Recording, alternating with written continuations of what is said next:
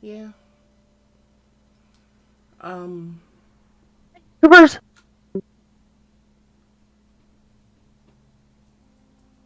What?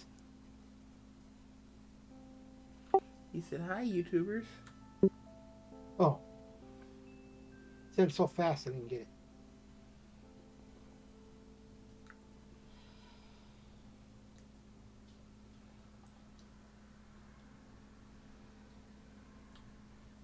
Hi, Sky.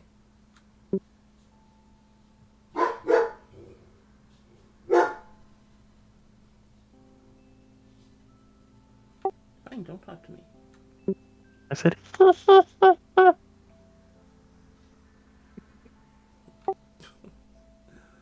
Okay. Um, so last week you guys decided to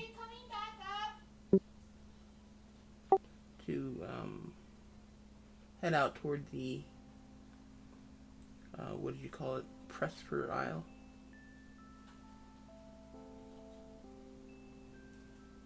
Um,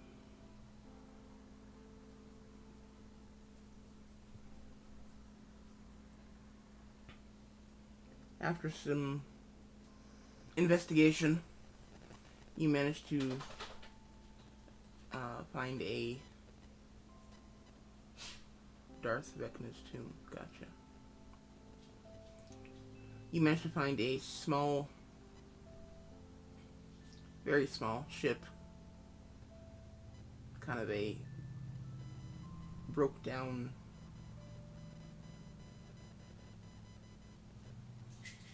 hunk of junk, basically, to take you out there. Um,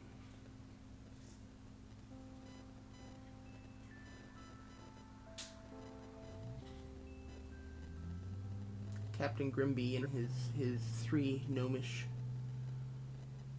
um, crewmen. Patriot. What's that? Patriots. Yes, yes, a Ford Pinto of boats. I think that might actually be saying insulting a Ford Pinto, but um, Captain Grimby and his three crew. Um, sorry, his Captain Grimby, his first mate, and his three crew are all seemingly happy to have you aboard. Um, it's been a very interesting trip so far. Um, on the eve of the second night, the second evening rather, you guys found out that you guys are actually going to be running into a storm, and the first mate and one of the crewmen have tied themselves to the stanchion, basically the base of the steering wheel helm. Sorry, I'm trying to use the right terms here. And I forget where you guys all are. I remember Lazem is tucked in between um, some cargo with Damba wrapped around him, and Damba is not feeling well. He's not enjoying the sea. He's not enjoying the sea travel. Where are the rest of you? Uh, I was in with the captain and his crew in, I think, the bed area. Yeah, you're down in the hold is where the rest of them were. Um, around with the beds then. Okay, Sky, where were you? I was trying to find a place up on the deck to tie into, but after not being able to find anything, headed down with the others. Okay.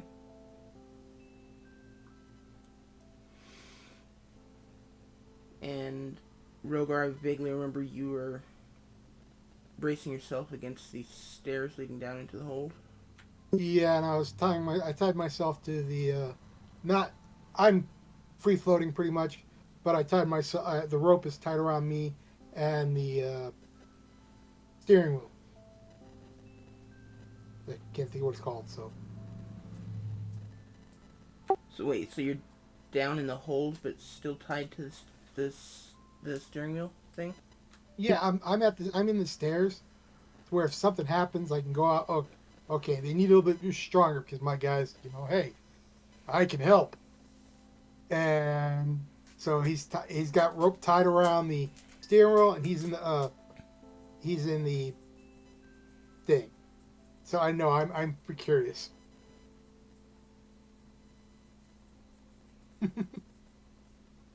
But he's an idiot.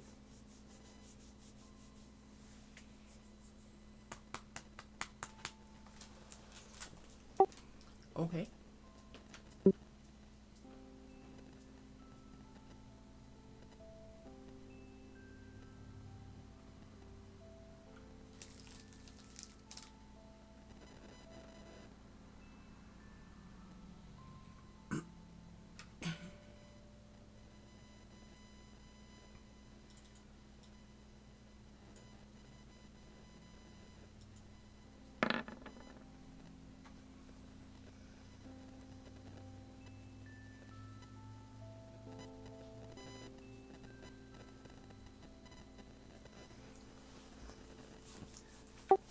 Ariana, we haven't seen a whole lot of Osriel recently.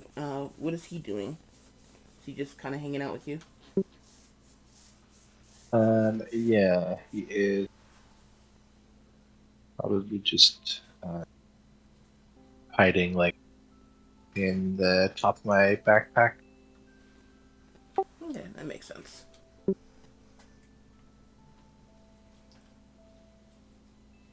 Since I'm sure these people wouldn't want to see him.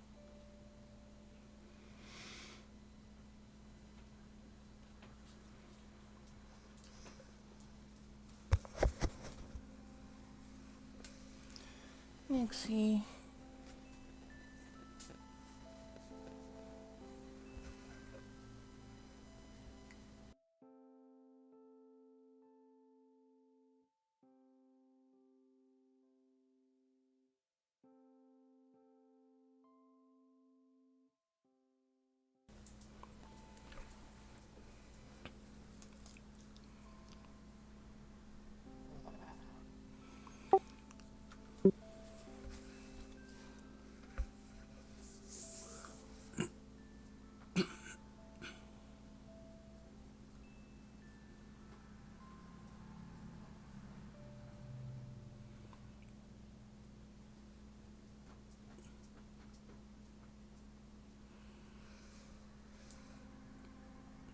Well, that might be one way to make sure nobody takes anything out of your bag.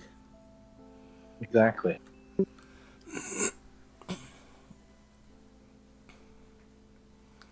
open it up and you just see this ball smiling up at you. Ball with eye stalks. Exactly. And just like I'm picturing this whole thing, and I'm like, gonna. All right, well, I'm gonna see what she has in her backpack. I might be able to take some stuff, untie it, unzip it, and whatever it. What the? What is that? What are you doing in my backpack? Not that Sky would do that. No, not Sky. I was thinking like somebody else. We're high. That's actually the first name I thought of. I was actually thinking of like a crew person, but yeah, that works too.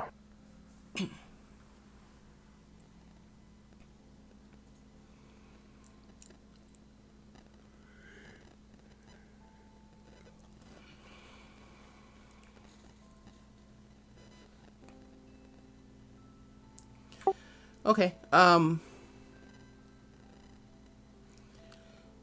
As the sun sets, the wind starts to blow heavier,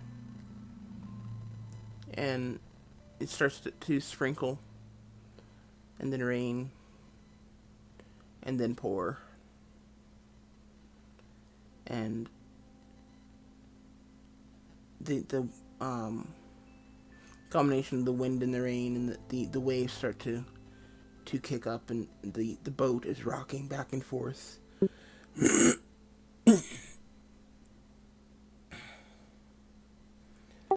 Damba has his muzzle buried against you, Lazum. You can feel him whimpering against you. You guys can't hear much through the roar of the wind and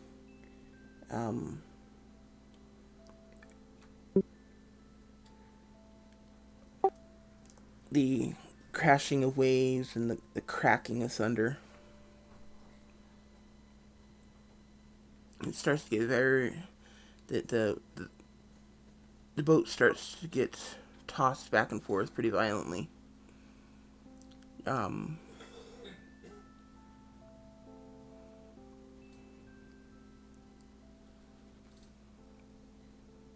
Everyone give me a Constitution saving throw.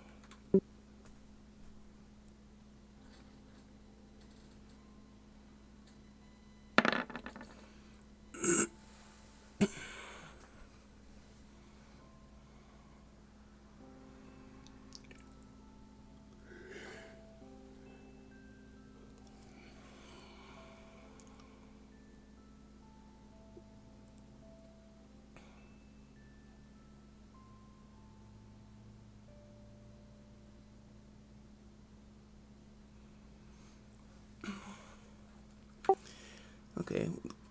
The rocking of the boat back and forth, like I said, is rather violent. It's starting to make all of you a little bit sick, but none of you are... You're all fairly well experienced with sea travel. So you seem to be used to it after at least your most recent... or your last trip on the water. For some reason, Damba is just not handling it very well. In combination with already being seasick and this this additional challenge, it's just too much for him, and he actually throws up a little. Unfortunately, he is literally wrapped around you, so you unfortunately get covered in a little bit of wolf vomit. And he's immediately apologetic, and he just kind of wraps himself around you even tighter, not even really worried about the mess, just kind of trying not to get thrown about any more than he already is.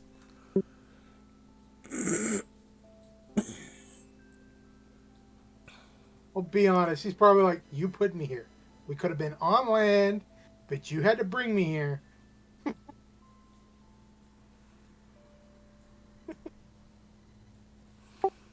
Stupid humans. Well, suffice it to say, he's not having a very good time.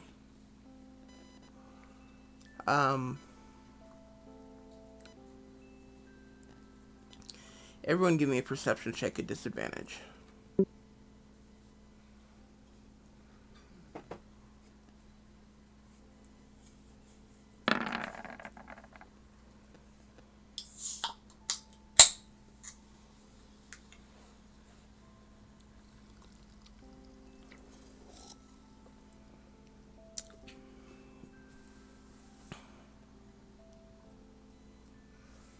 Good job, Blazing. Getting thrown up on made you really aware of what's going on around you. Vomit of seeing.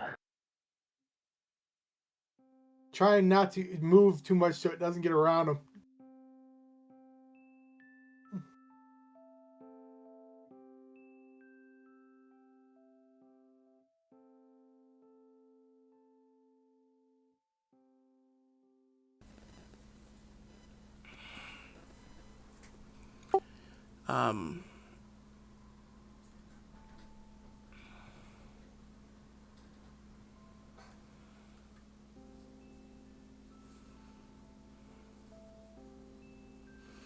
Okay, Lazem, as you're trying to deal with the mess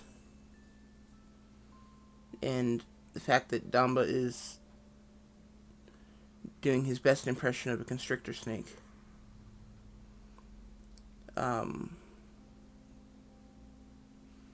you hear a warning shout. You just barely hear the faint shout of a warning from the deck. And the entire ship is suddenly lurches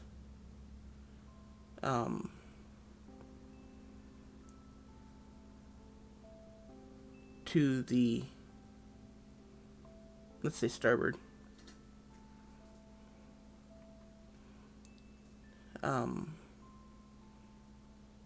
And you guys can hear the crunching of wood as it breaks.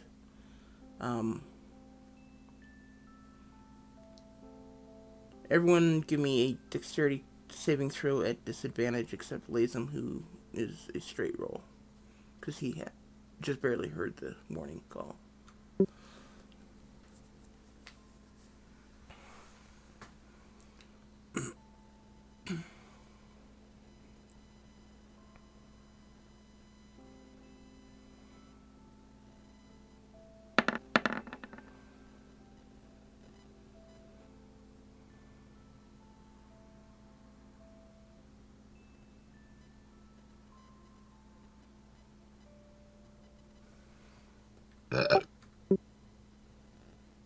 Still need a dexterity save from you, Lazem. Yours just isn't at disadvantage.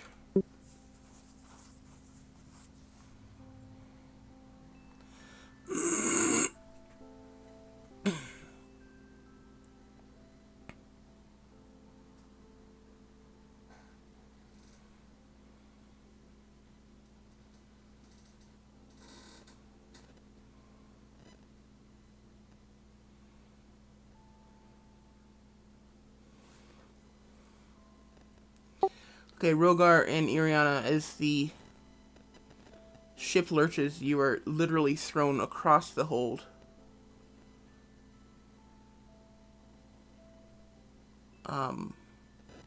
Slamming into the wall.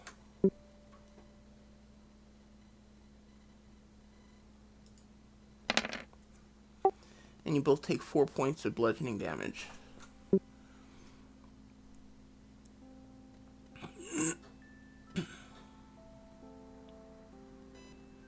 Or rather, I guess you're thrown into the side of the ship, because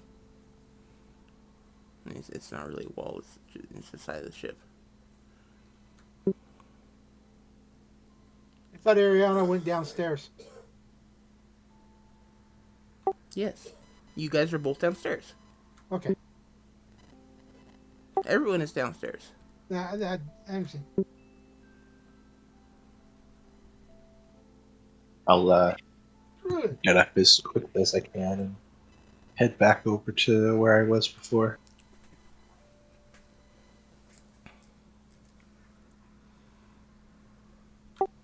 Okay.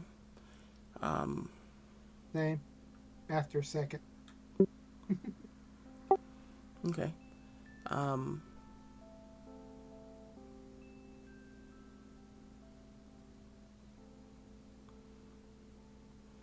This, the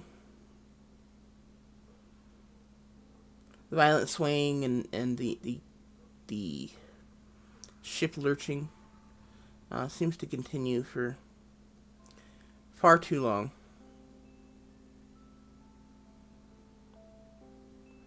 And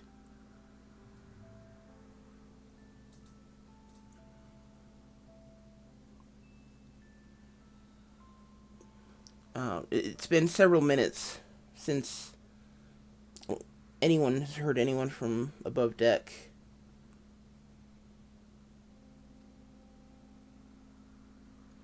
And everyone give me another perception check at disadvantage.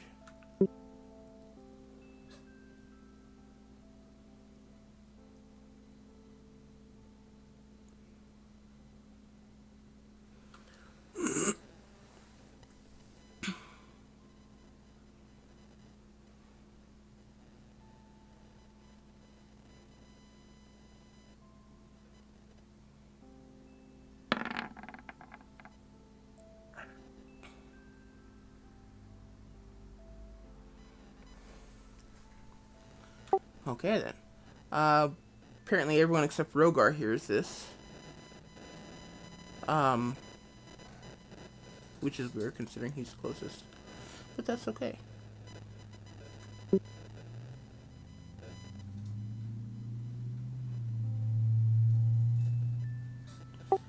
Um,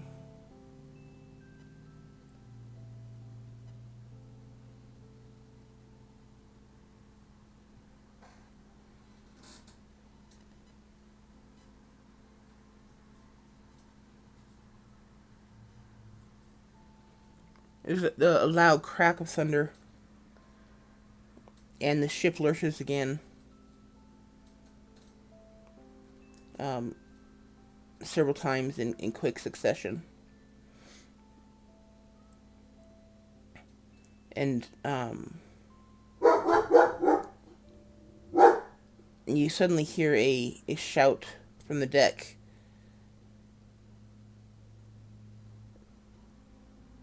Um,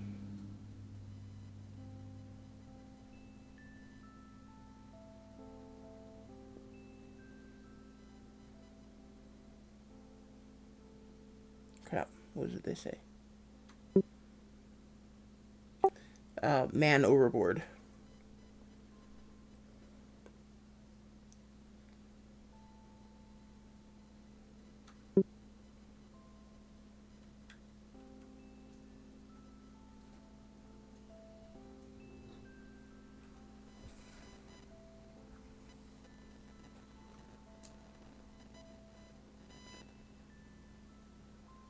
You guys gonna do anything, or do you want to do anything? Does anybody tell Rogar? Yeah, Yuriona will. We'll call it out so that the captain can hear and probably Rogar as well. Rogar will run up the stairs as best he can, or move up the stairs since he's already tied. He thinks he can jump in and help, since he always has something attached that he can pull himself back up.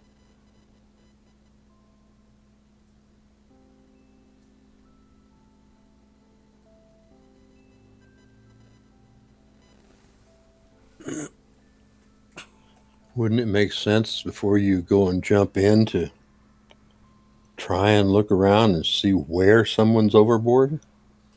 I haven't jumped in yet. That's why I'm going outside. That's his mentality. He's moving. Okay. So Rogar's running up the stairs. What's everyone else doing? Is anyone else doing anything? I'm standing right where I am, trying to keep from getting too badly injured. I think Lazem could move if he wanted to. Probably not. Damba is doing a very Agreeing with Damba is doing a very convincing imitation of a constrictor snake.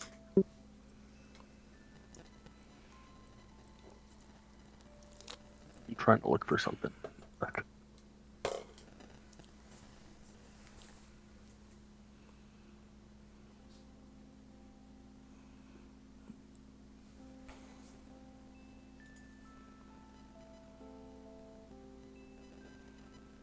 How long has it been since we got down here? As in, since like the storm started, Yeah. maybe 5 minutes.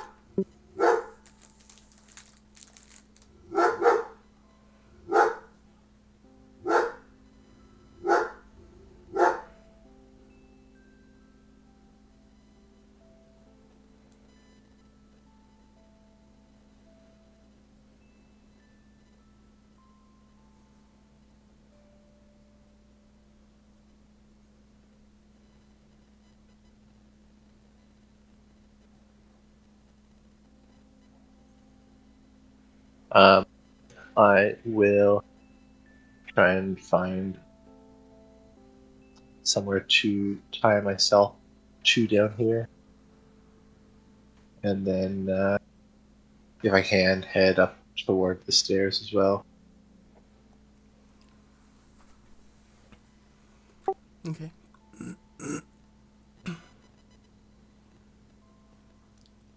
Sky, you said you're looking for something, right?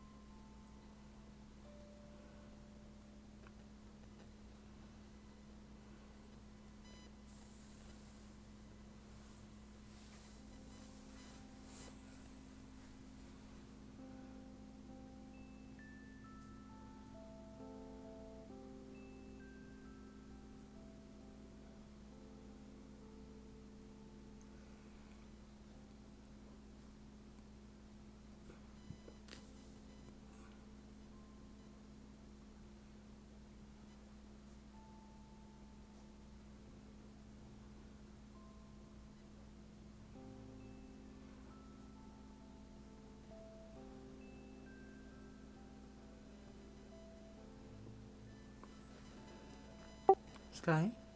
Yes, I'm looking. Okay.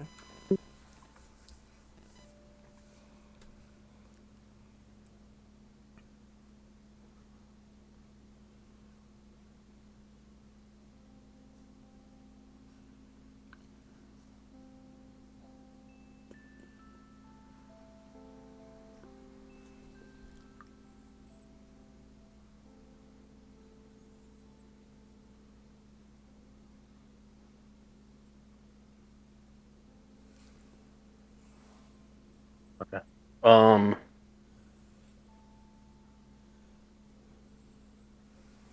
I will head up to the deck as well. Okay, you tying yourself off as well? Yes, I will try and tie myself to the stair rails. Okay. So the three of you emerge on deck. And you look around, you see the,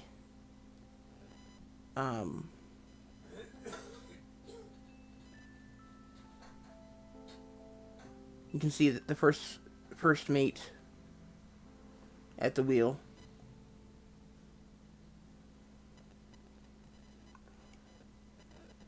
And there's a rope lashing around in the wind that seems to have broken, seems to have a frayed end on it.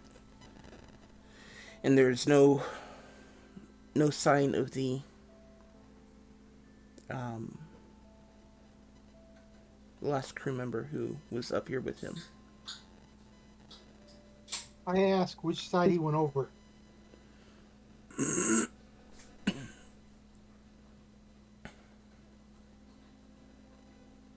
As I stabilize myself at the opening of the stairs, just so I can head in that direction.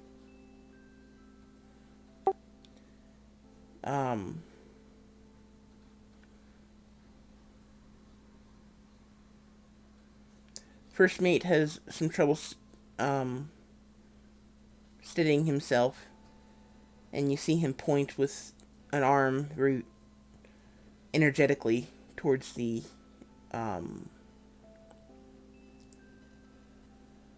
left side of the ship. I believe that's port. Yeah. Okay. Rogar moves over to see if he can look over the railing to see if he can see anybody.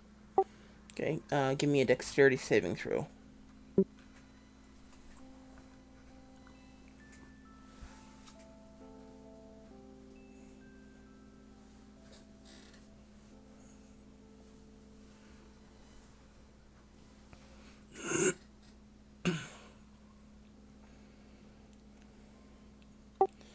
Okay, you're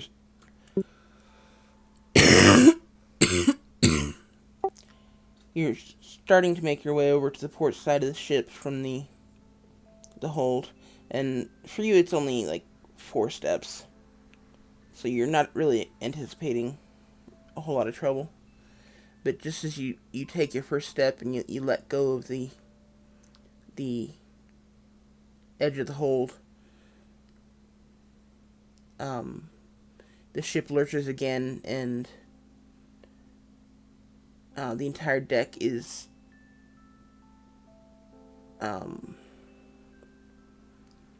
thrown to the right several feet. You kind of get tossed up into the air, and for a moment you're floating. You know, there's nothing holding you to the deck. There's no you're not touching anything. You're just floating in the air, and it seems to take forever for that feeling to end. And you literally watch as the ship lurches again, the opposite direction, and you watch as the deck completely moves underneath you.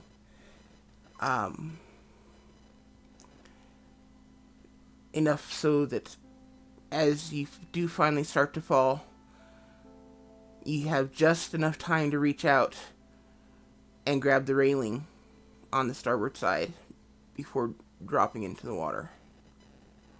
So you are now hanging from the railing on the starboard side of the ship, which, by the way, is loose and shaking back and forth in your hand, very likely to break loose and drop you if you're not careful. Okay, I'm gonna make sure that I have a good hold on the rope that's tied and pull myself up.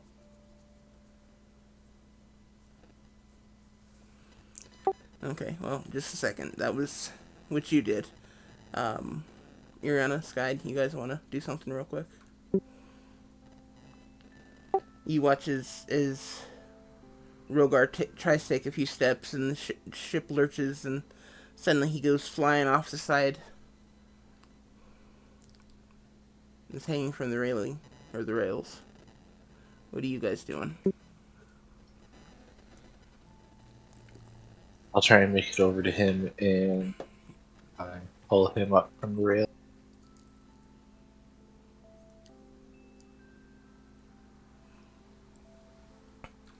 Okay.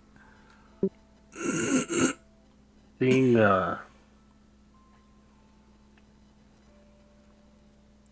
seeing him go towards the rail and Ariana following him, I am going to hopefully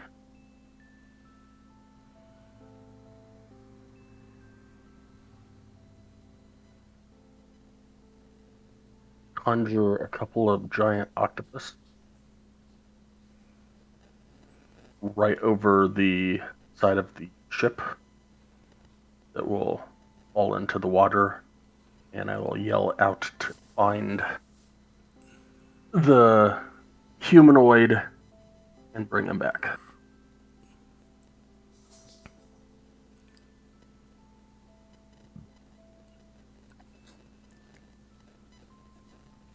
Okay, how many creatures did you summon?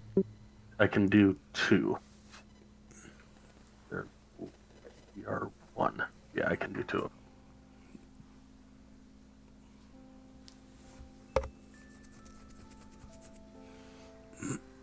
And these are giant octopus? Yep. Okay.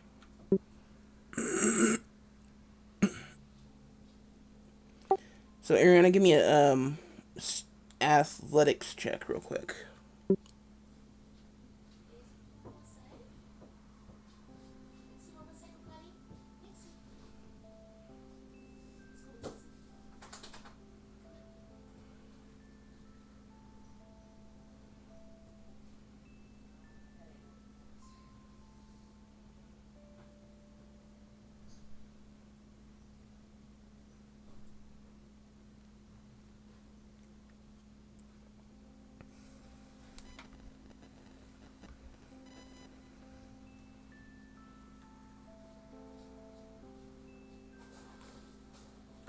Ariana? I rolled a 20.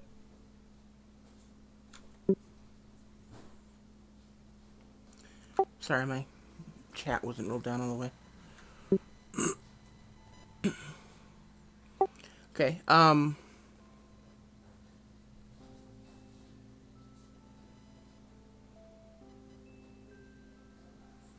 Actually, I'm gonna go ahead and give you advantage on this one, so it'd actually be 29. Because I'm assuming Rogar would be helping you. Yes. Probably. Unless he wants to stay down there. Well, I already said I was pulling myself up.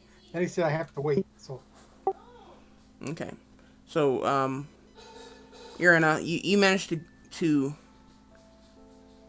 um make your way over to the starboard rail of the ship, and as you get there, the the rail kind of creaks ominously, and you're worried that it's about to let go,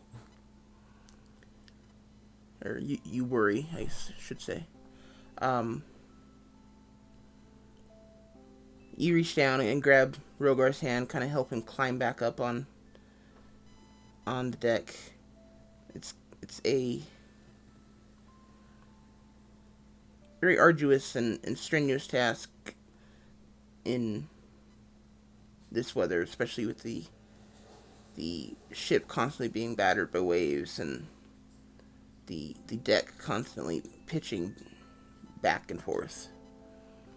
But as you manage to pull him up on the deck, the two of you are kind of laying there for half a moment, breathing heavily, when you see Sky finish his spell and these two giant octopi appear on the side of the ship and just kind of drop into the water.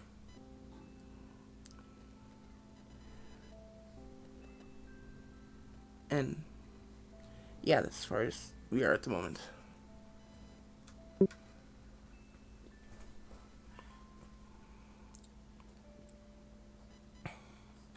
Okay, so Rogar and Iriana, you guys are currently laying on the deck.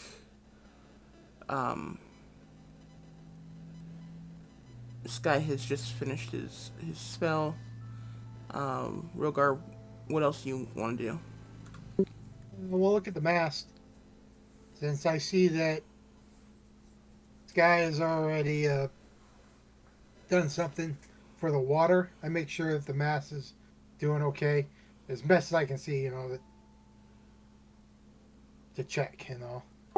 Mm-hmm. Is it still positioned where it was supposed to be positioned? It's there. It's kind of swaying back and forth a lot, but it's there.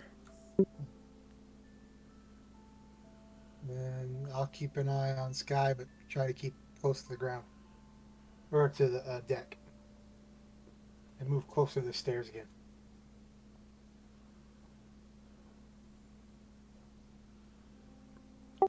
Okay. And Iriana, are you just gonna follow with him, or? Um, yeah, I'll follow with him, and then just kind of stay at the top of the stairs watching Sky.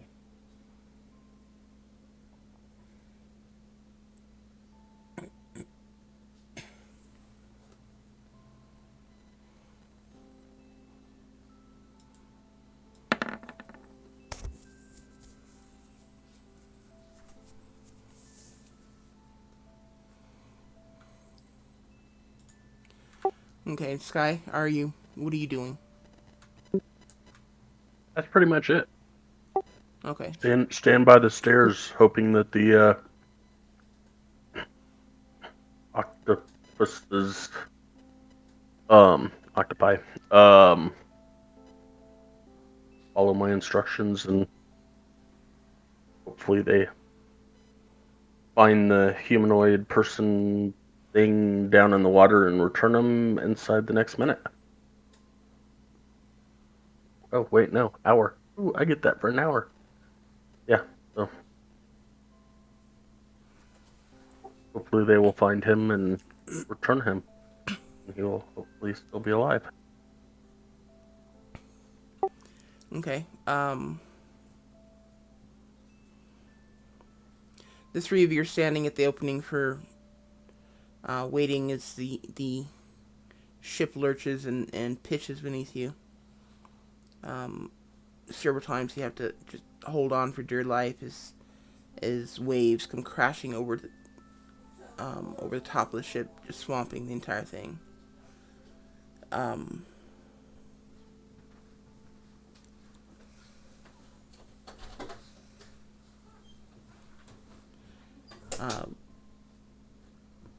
it's been several minutes, just as you're beginning to wonder if maybe the octopi got lost or took off or whatever your doubts are implying. You hear this loud womp on the side of the ship, and as you look over, you see this octopus just kind of squirming its way over the side of the ship and down onto the deck. And amazingly, it doesn't seem to be having any trouble with the ship being thrown about. It's just slowly making its way along. And it does have a humanoid form in its tentacle that it's dragging along behind it. And it makes its way over to you, Sky, and kind of like a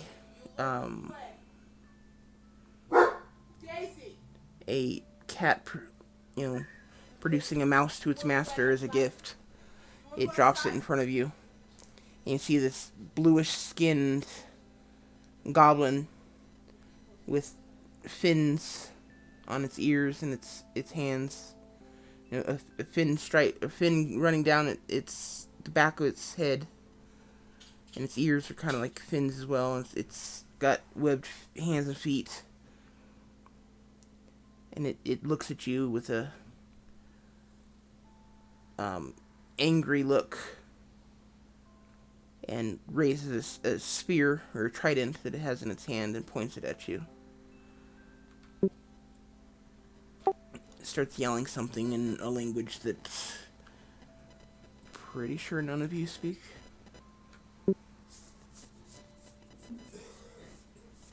Probably not.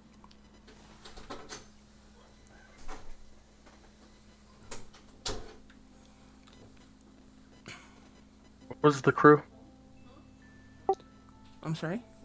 What race was the crew? They're all gnomes. I'll yell back at the octopus to look for a gnome. This was look for a gnome. I'll point at one of the other ones on the top. Let's see, this was the wrong one.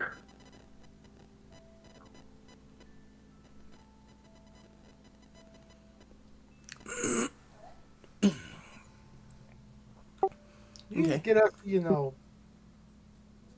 in trouble over there.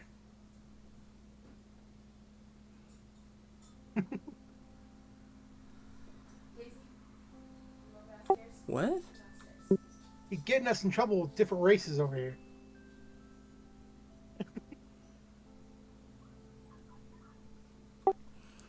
Okay. The octopus swings out another tentacle and grabs this goblin. Water goblin, whatever you want to call it. Murloc, sure, why not? Grabs it with the tentacle, and the goblin kind of shrieks. I'm sorry, the Murloc kind of shrieks in surprise. And as the octopus is making its way to the edge of the ship, you see it kind of pull the goblin in underneath it, and you hear a crunch, and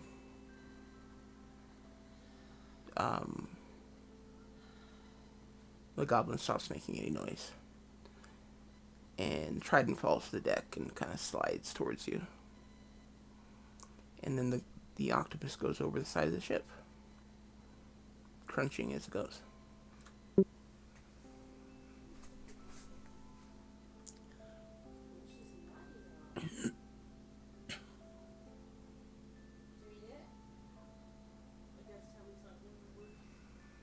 I will laugh. Is the trident easy to grab still? Or did it go over the edge? It's on the deck. If it's close by, I'll pick it up. If it's not, I'm not going worried about it. Go, Bryce, go. Okay. Give me a dexterity check.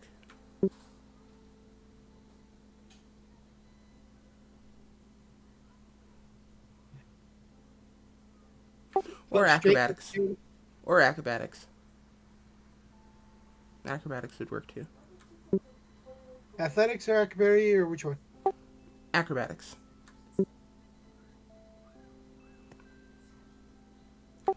Okay. The deck of the ship pitches again, and the trident kind of goes spinning across the deck right past you, and you happen to or manage to reach down and grab it just as it slides past. And yeah, you're now carrying a trident.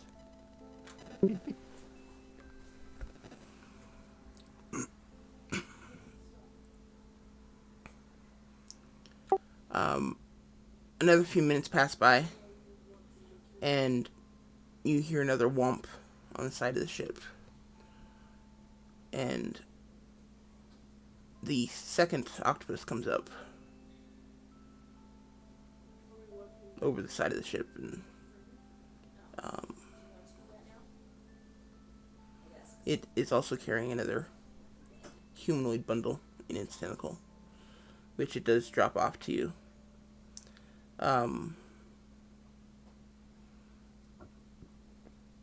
This one is a gnome.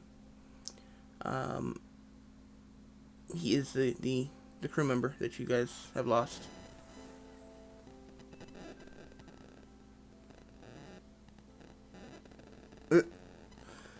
Um,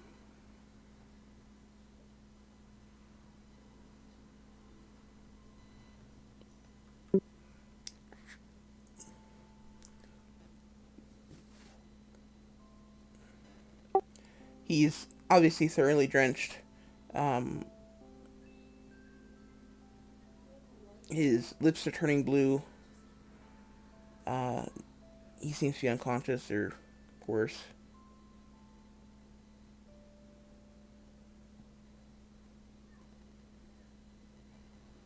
What do you He's guys? right at my feet.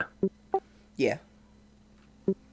Can I try and do something with medicine check while I yell out for Ariana to come over? Sure. Um, Go ahead and give me a medicine check. Is there something specific you were wanting to do, or just No idea. This is not checking? my this is not my specialty. Is why I was calling Ariana, but I figured as long as it was he was right below me, I could at least try to I don't know. Do something. Okay. I'm sure CPR hasn't been invented yet, but He is alive, barely. He is unconscious. Um, he does not seem to be breathing though.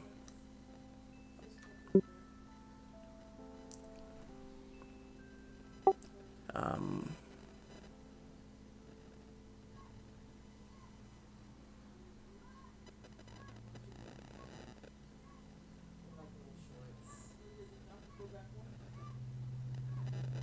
I'm not sure what else to tell you with the 13. I'll rush. I'll rush up with the two worst guys and reach out and cast a cure wounds on the guy. Or you said he's just unconscious. He's unconscious, but he is not breathing. He's not breathing. Okay. I'll reach out and then cast a cure wounds on him.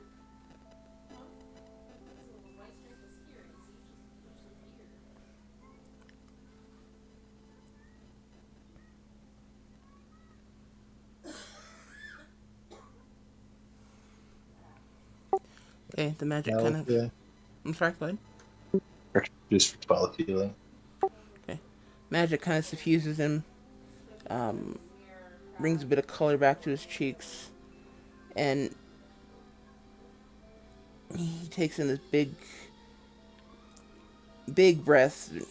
Well, tries taking a big breath, but nothing really goes in, and he starts coughing, spitting out these lungfuls of water, and it's just he just massive amounts of water. He just kind of coughs it all out, and then he starts breathing and kind of looks around. And as soon as he realizes he's on deck and you know realizes what position he's in, he grabs onto Sky's legs and just holds on tight. He's just wrapped around his leg like a 3-year-old. Not wanting to get tossed overboard again.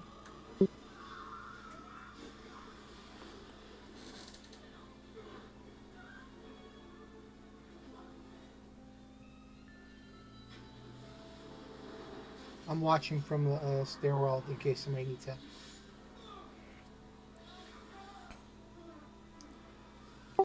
Okay.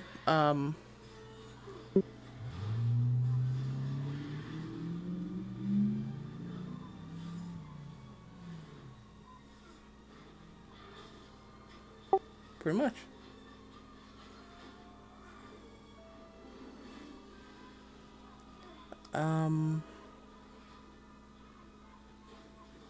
Now what are you guys doing?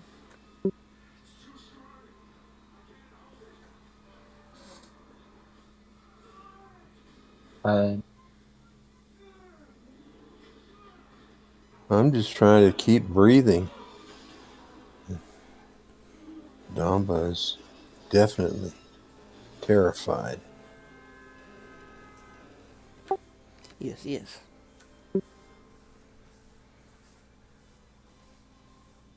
the one I healed, he's breathing, but like still laying there. Yeah, he's currently got his arms and legs wrapped around Sky's leg.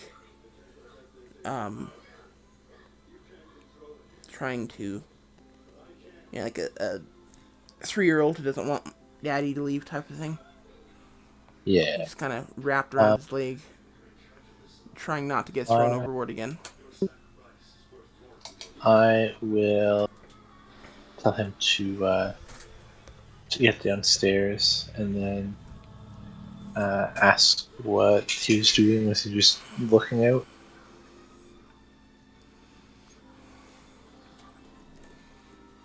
I'm watching the uh, second mate in case he needs help, and I'm inside stabilizing myself, so I'm not sticking my head outside the water, but I'm there just because now there isn't that second person to help if something happens. Okay. Um, It'll just tell you. Uh, I'm just keeping lookout, just making sure that the first mate and I were safe until shift change. And he doesn't let go of Sky's leg. He's Sky. You have a new attachment.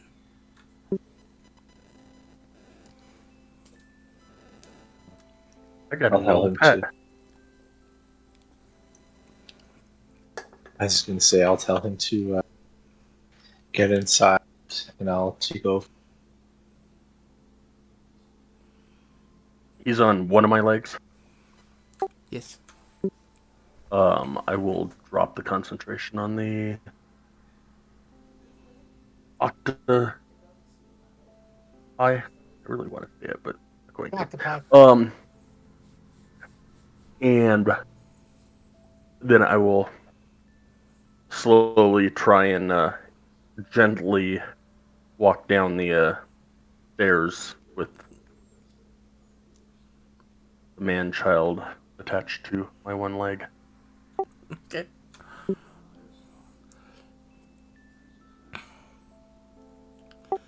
Okay. Aaron, as you look around,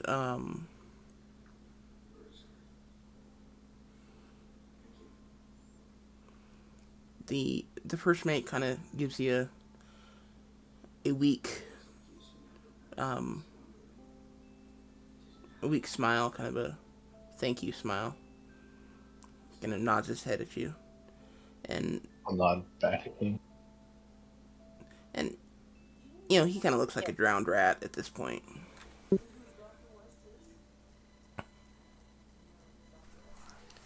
Yeah, but he is doing his best to keep the ship on course through this act of God, act of the gods, something.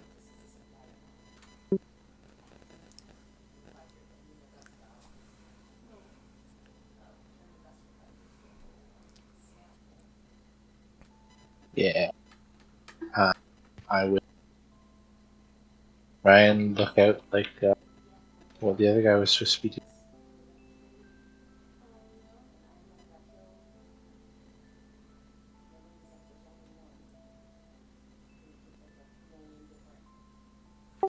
Okie doke. Um,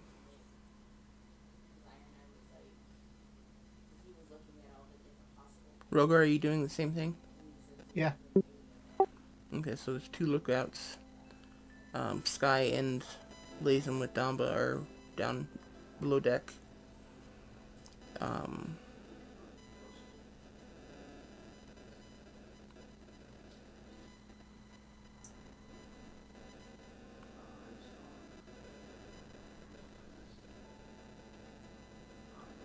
okay.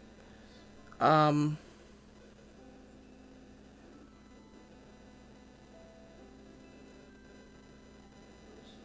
the storm continues for another couple hours. With the ship getting thrown back and forth numerous times. Um,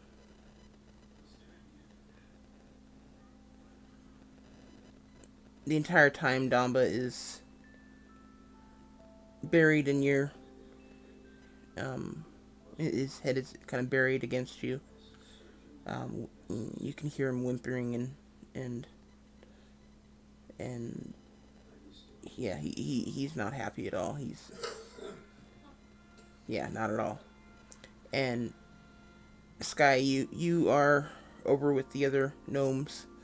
Still have one, tied around your leg, but the others are kind of all huddled up together in a bunch, and um, yeah, the five of you are getting pretty close too. Irana and Rogar, um, you guys are getting very very wet,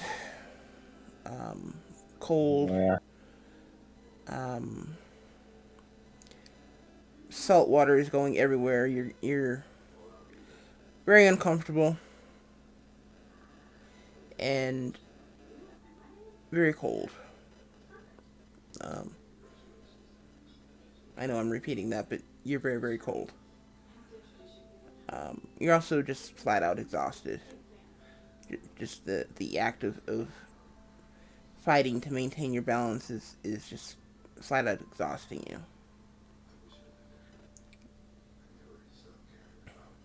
Not to mention, did I tell you you're cold? Um, Maybe. Basically, it's just every everything about this current condition is just sapping your strength, and your muscles are burning. Yeah, it's you're not having a good day. Um, and slowly, after several hours, you do notice that the storms is slowly starting to subside. Um, Over the course of about 45 minutes, this storm slowly goes from trying to kill you to smooth sailing on a quiet sea.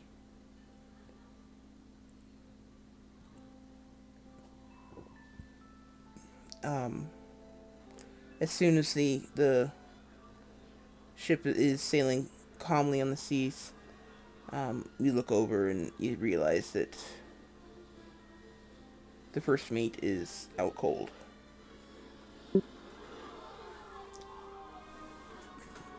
Uh, I will head up to him and kind of see if he's alive. He's alive. He's just unconscious. He's just so exhausted. He just passed out as soon as his adrenaline started to fade. Yeah. Then I will. And he's still tied to the steering wheel. Yep. I'll bring him downstairs to where everyone else is, and just gotta put him in one of the beds to rest. Okay. Well, when you do And that, the captain will see that you brought him down, and he'll kind of stand up and straighten his uniform. Well, the what uniform he has. Pretty much just has the jacket and the hat. And kind of walk purposefully. He'll kind of give you a thank you nod and walk purposefully up the stairs, and he'll take over at the helm. Now that the storm's over.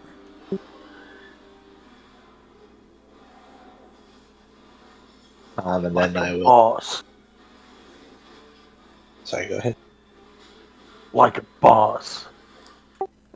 Okay. I'll just head down or stay in there and jump in one of the other beds and take a rest.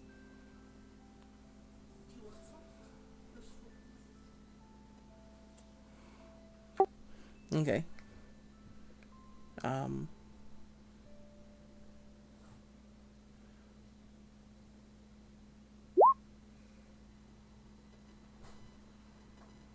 Okay, so Iriana and Rogar are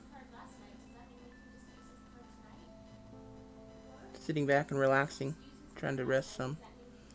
Um,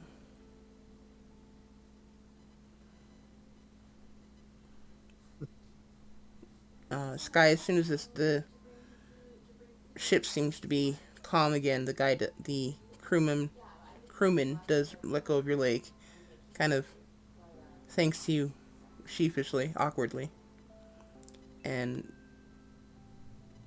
kind of rolls over and curls up in his own bed, and he's snoring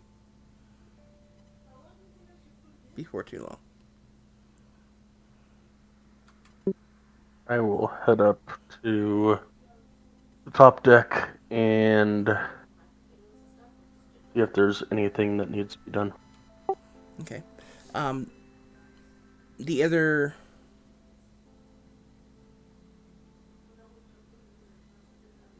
two crew members follow you up and um, start to work, and they're cleaning things and getting rid of excess water and yeah, just basically just getting the ship back to functional. Um, and they will kind of point to some things every now and then, asking for your help with them, and things like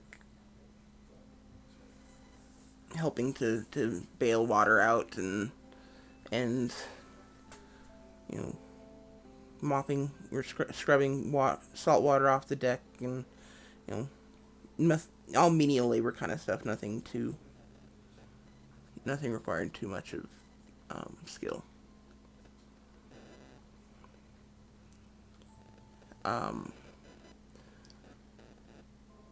Lazem, after about an hour and a half after the storm stops,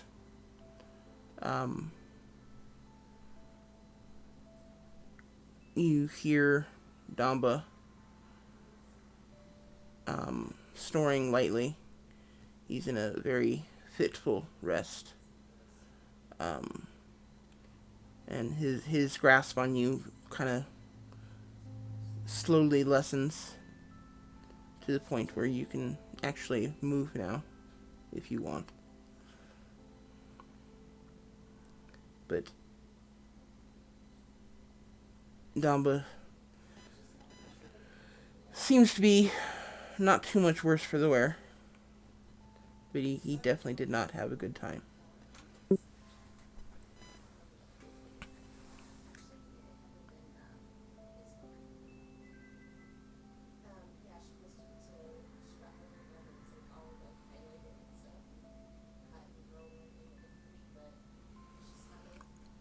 Did you want to do anything, Liz?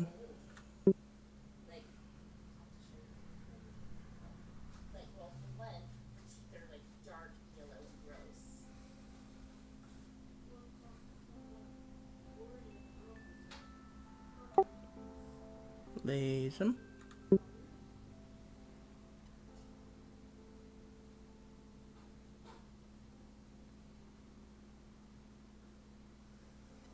He fell asleep in Dumpa's puke.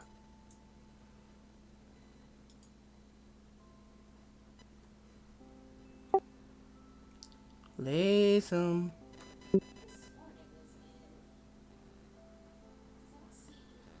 Yes, Connection.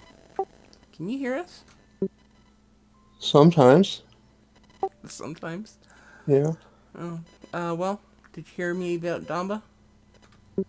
What about Damba?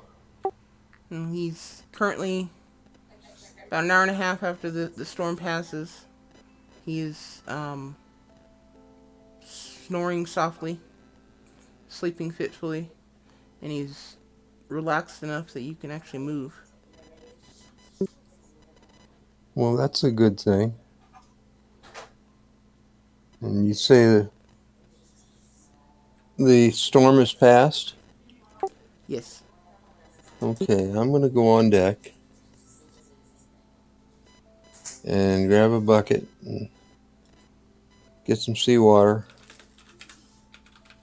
and take an impromptu shower. Clothes and all.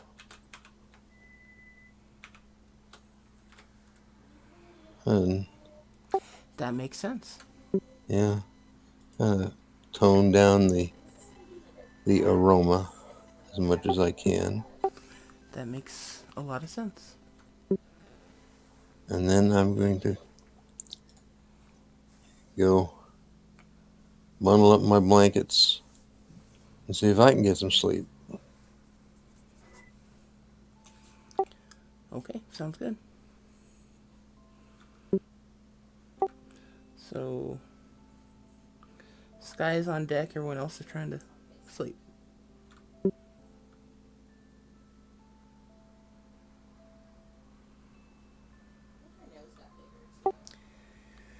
Okay.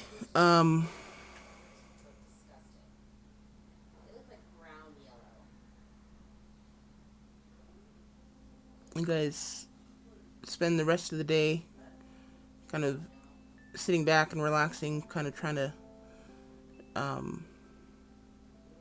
rest away the weariness from the storm.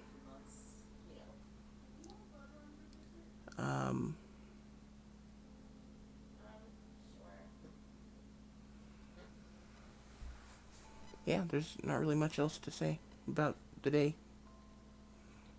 About today, anyway.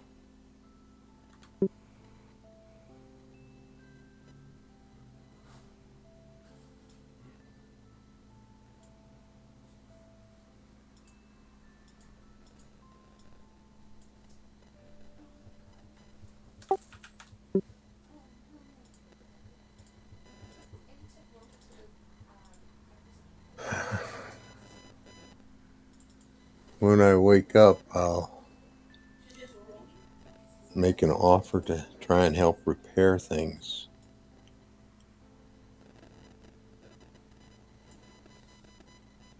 But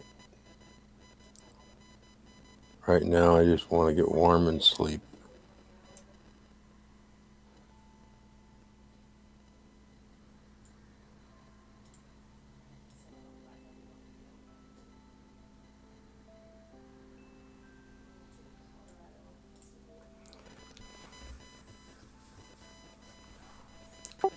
Okay.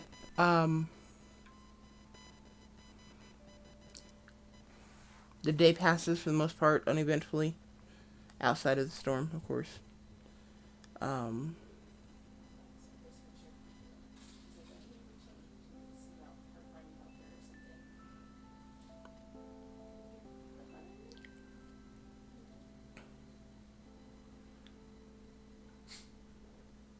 uh, at one point, the crew is sitting down for a meal break, and you hear the one who's tossed overboard saying, um, yeah, there was in the water. I was just trying to swim, and I saw this giant squid coming at me. I just, I was just doing everything I could to escape, and it's just somehow it caught me, and I thought it was a goner for sure. And next thing I know, I was standing on or laying on the deck, looking up at um the elf and the gnome, and man, I was sure it was gonna eat me.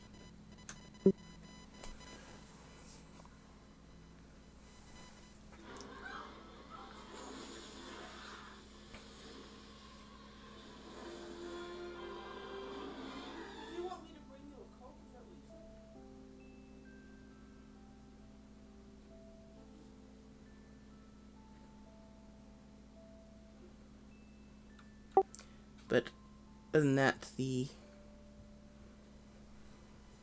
um, sunsets, night falls, and another day comes to an end. So, how do you guys want to handle the evening? My guy's still asleep.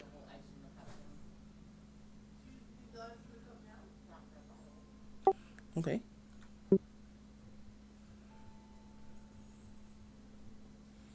That being thrown in the air and almost going over mentally wiped him. Understandable. I will just kind of stay in bed until it's middle time for the night one, and then I'll do it with the first mate.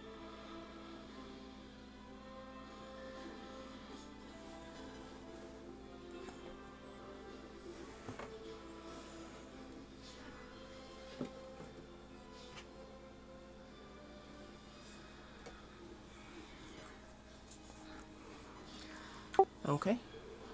And Liz, what do you want to do for the evening? Sleep. You're gonna continue sleeping? Okay. Yes. And Sky?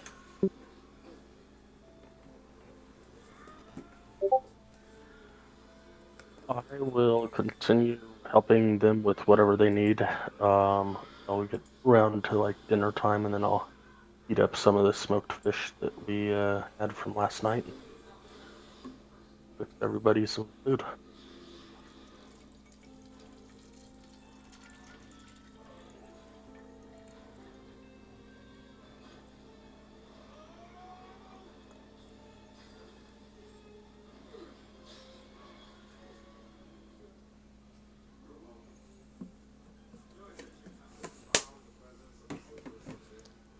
Okay, sounds good.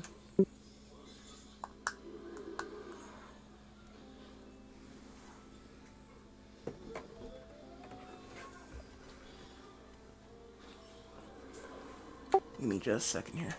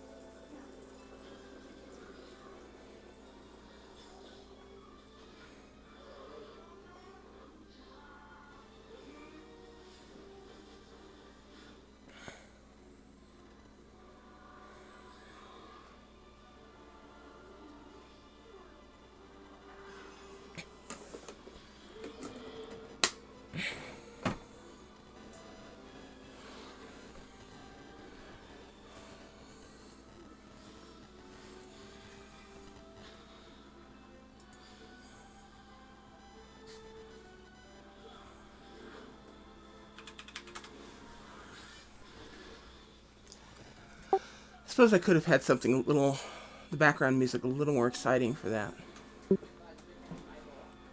Honestly, I didn't I think about said it. earlier.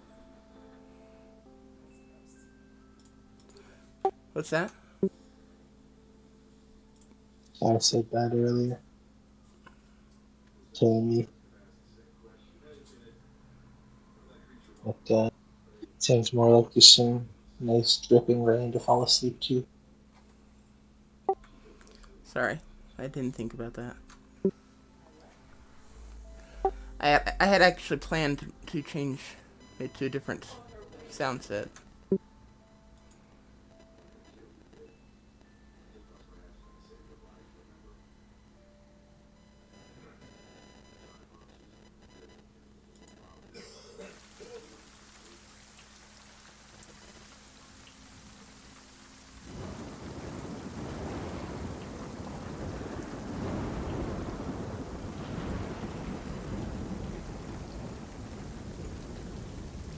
That's what was supposed to be playing.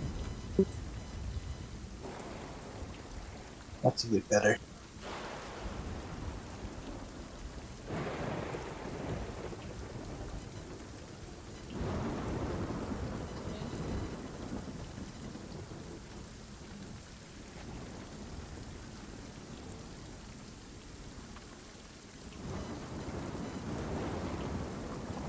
Feels like that might be what's going on outside.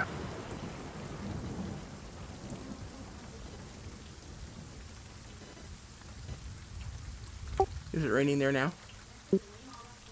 I haven't really looked all day, but I looked this morning when I woke up and it was wet. I was like, I should go, try and use the lawnmower on my front weeds. But I looked outside and I was like, nope, that's not going to happen.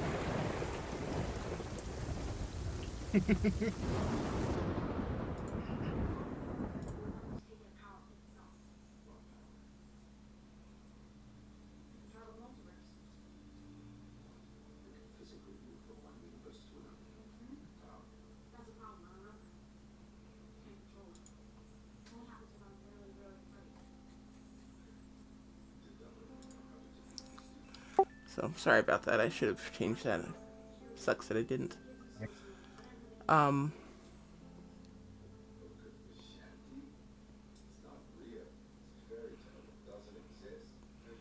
Okay. The time for shift change comes and goes. The captain stays up on deck, letting the first mate rest as long as possible. I mean, getting through the storm was quite a feat, so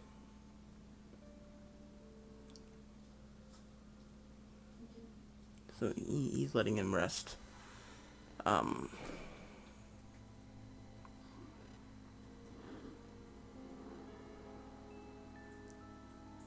you still wanting to go up on deck, Brianna?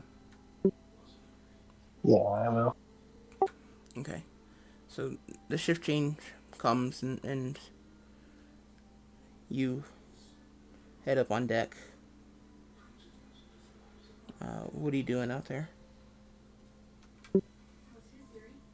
I will just be the lookout, like I'm sure they have at least one eye.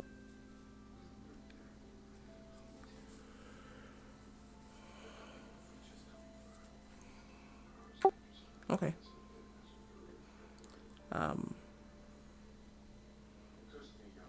The captain will smile and nod at you and say, just give you a good evening, kind of a thing.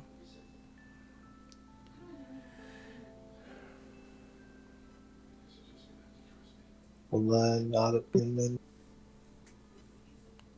start looking around, taking watch.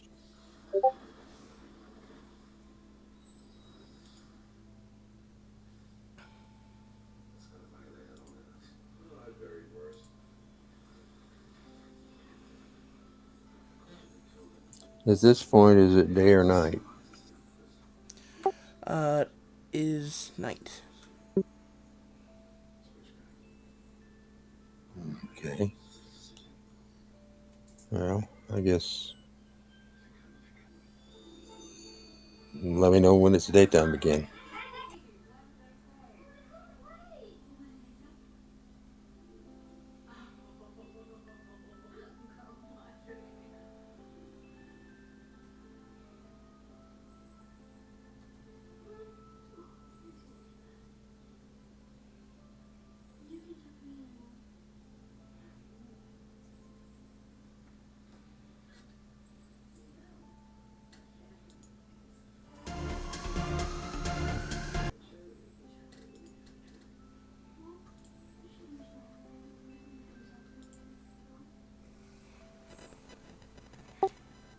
Clever one, Sky.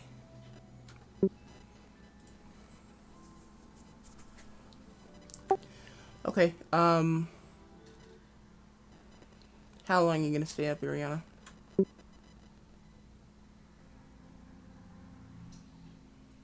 Figure I slept most of the day, so most of the night. Okay.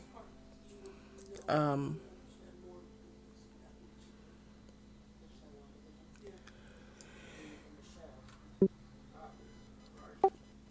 the rest of the night, there's not a whole lot of anything going on. It's quiet. It's calm. The seas are calm. As a matter of fact, there's barely even any clouds in the sky. Um, the stars and the moon are shining bright in the sky. It's a beautiful night. Um,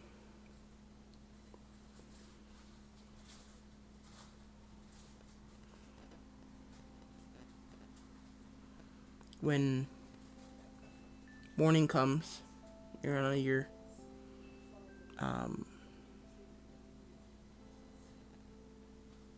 I'm guessing you go back to bed at that point. Yeah. Okay. Um, morning comes. The rest of the crew wakes up. Um,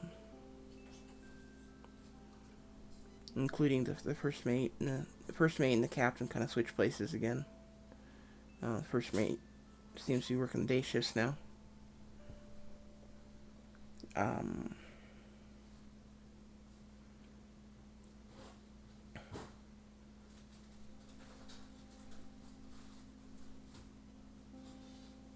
Rogar, you wake up as the gnomes are kind of they're talking a little. They're still kind of they're running on the high from the storm. They're kind of chatting about it a little bit louder than they probably should be, considering they have passengers. Um, but you wake up to them chatting and talking as they're making their way up to the deck. And Lazem, um, you wake up to Damba's nose um, in being buried into your neck as he kind of growls at you lightly, making sure you know that he wants you awake.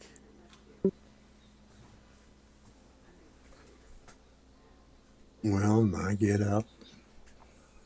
I said, "Come on, boy." I go up to the deck. I grab a rope and tie it through his collar.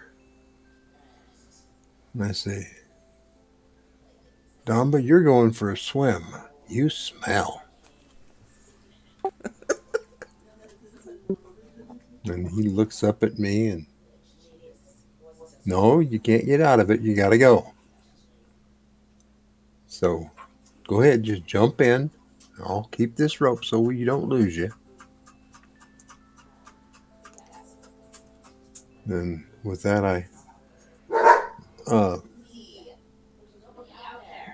I tie the rope to a capstan and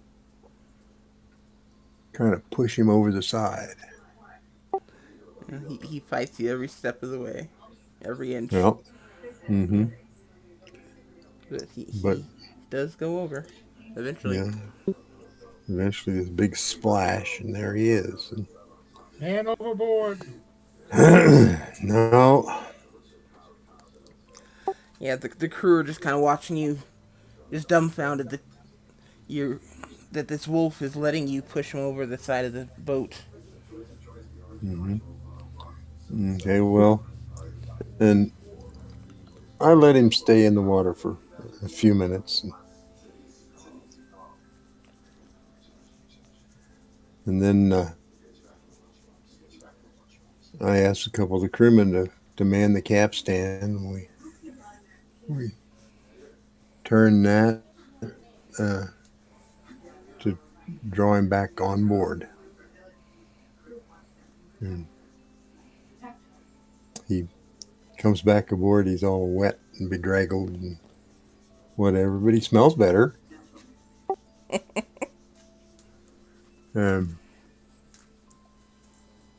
then,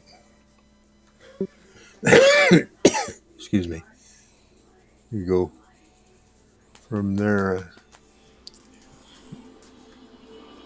Once he's back on board, the first thing he's going to do is shake all that water off. And so I get a second bath. But hey, I kind of figured that was going to happen.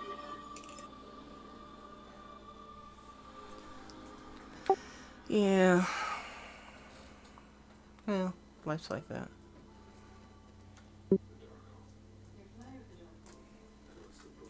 There are just some things you gotta put up with when you have a dog. Huh, Nixie?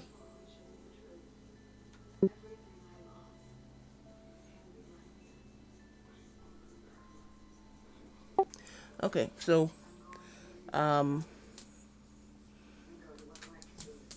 it's now morning. The crew makes breakfast for everyone. The same, basically oatmeal with fruit chunks.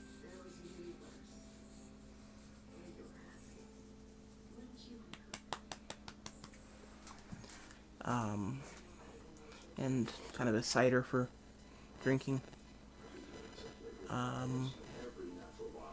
Other than that, what do you guys want to do for the day?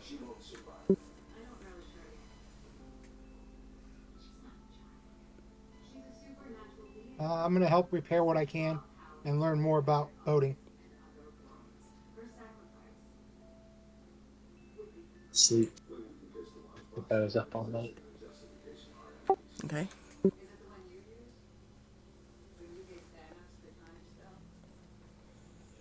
As I said last night, I'll volunteer to help make repairs if I can.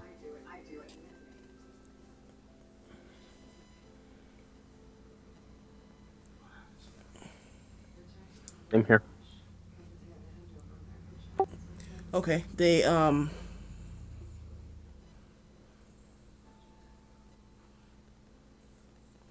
as Ariana sleeps, which unfortunately Ariana isn't particularly restful, as your day is filled with the sound of hammering and basically construction going on around you. And the ship's not Yeah. exactly very big, so it's not like there's a whole lot of place to hide from it. Yeah. But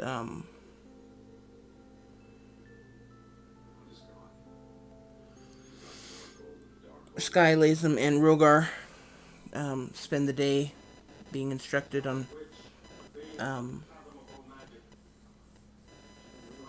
go repair this rail, or that's yard arm, or whatever. Repair this, repair that, fix this, tie that down, basically, by various crew members. Just helping where you can. Again, nothing that takes a whole lot of skill, just mostly menial work. Um, you guys take a break for lunch, in which case one of the crew members passes out some more of that smoked fish that Sky caught. Um,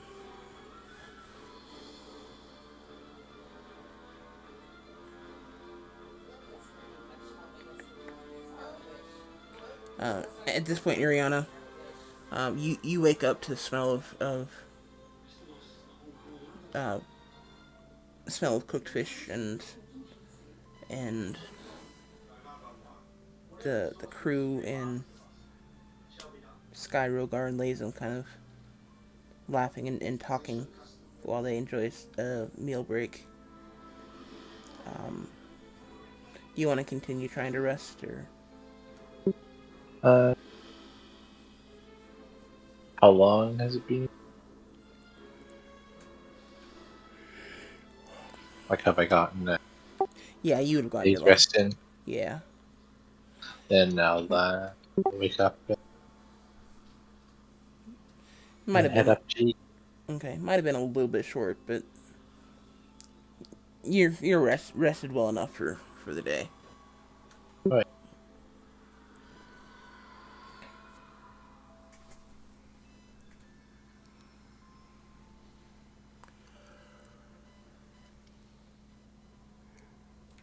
Okay, so Ariana joins you guys for lunch. Is there anything specific you guys want to talk about during lunch, or? I ask what our goal plans are once we finally, with the 2 weeks, what's the first thing we're going to do?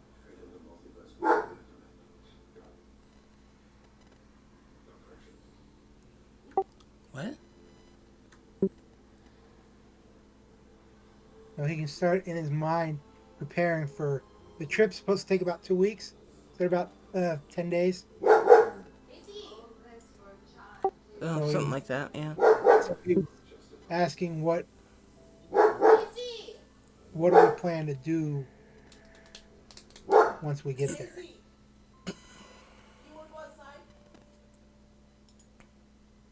So he's Okay. more.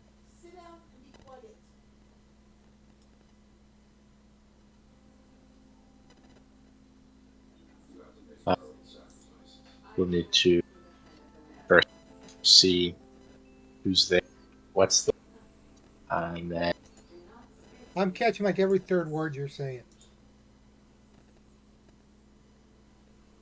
I will have to see who's there or what's there, and then once we've done that, then we can figure out a plan on how to get inside. Okay. While we're taking that meal break, I offer some salmon to, or not salmon, smoked fish to Damba, and he won't take it. And I try to give it to him again, and he gets up and moves away. So he's still not happy with his bath. I figure, oh well, when he's hungry, he'll come.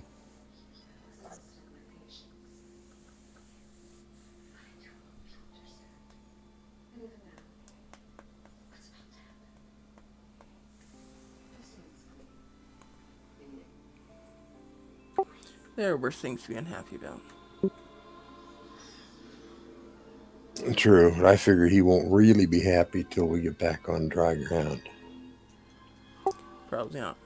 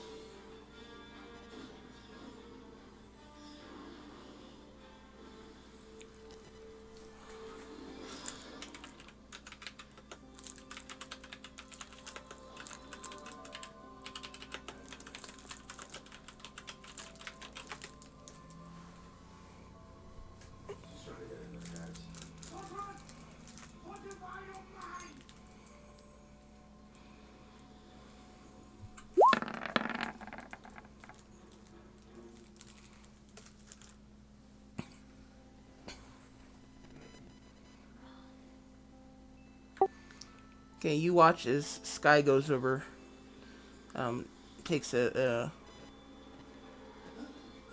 handful of the dried fish. And he walks over to Damba, kind of kneels down next to him, and whispers in his ear. After a couple moments, he kind of puts his hand out and offers Damba the fish, and Damba eats the fish out of Sky's hand. And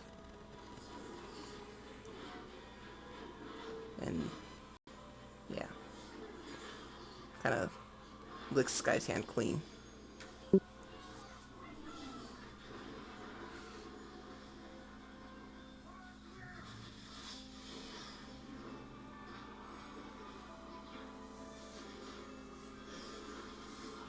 Just trying to show me up, huh?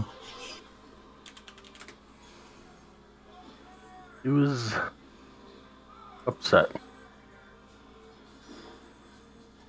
I just wanted to go and talk to him and try and help him understand that he needs to eat and that he really did smell badly, even though he didn't like what you were trying to get done.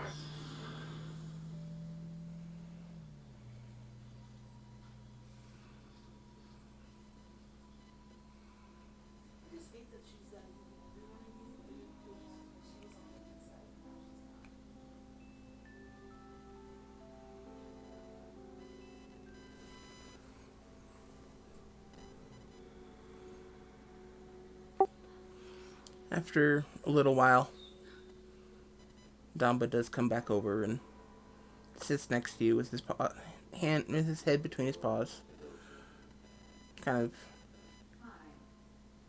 being next to you without acknowledging you, kind of thing. Damba or Lazem. Kind of a I'm still mad at you, but I'm sorry kind of reaction.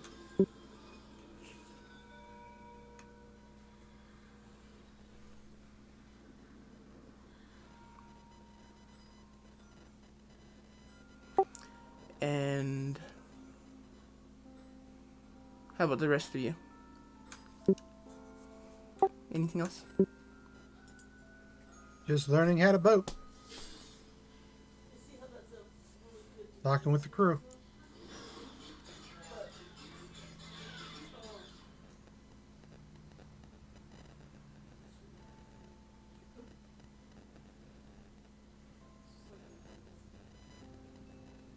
Once the vice captain is or second mate is up, talking to him about about the storm and how he dealt with it as the guide.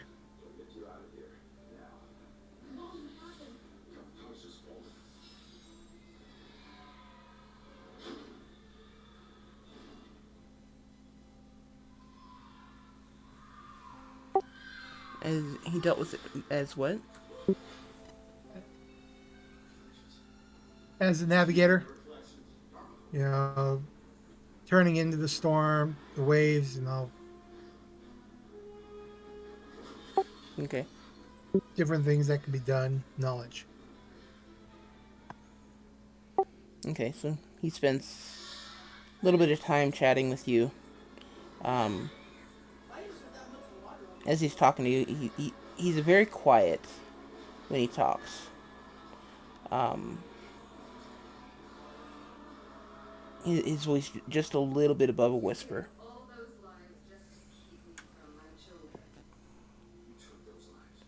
And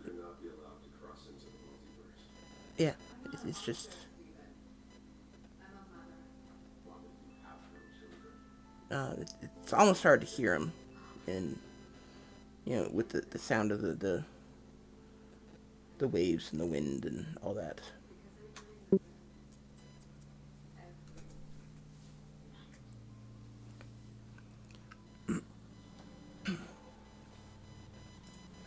So I lean in a little, listen a little more, showing him that I'm asking questions, but I'm respecting the answers he's given, and when he's done, I lean back and tip a drink to him for his knowledge. Okay.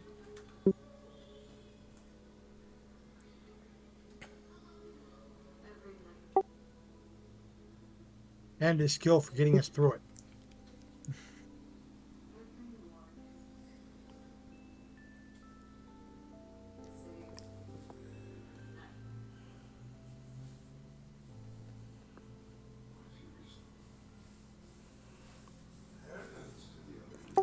Well, he thanks you for the respect and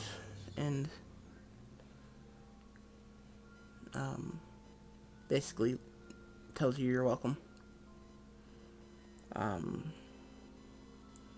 But that it's basically just his job.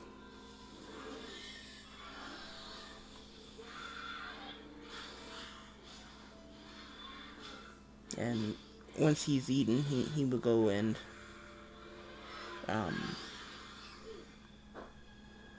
take over the helm, and the captain will come sit down and eat.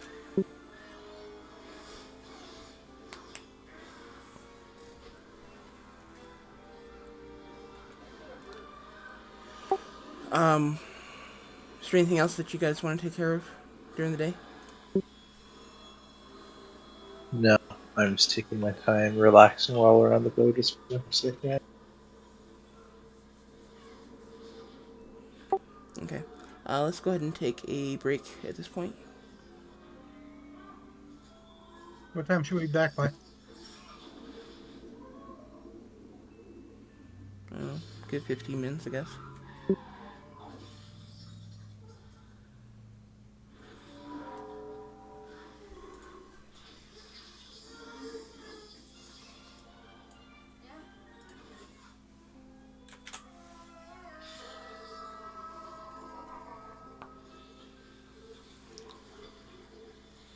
Talk to you guys in a few minutes. Sounds good. That's your birthday.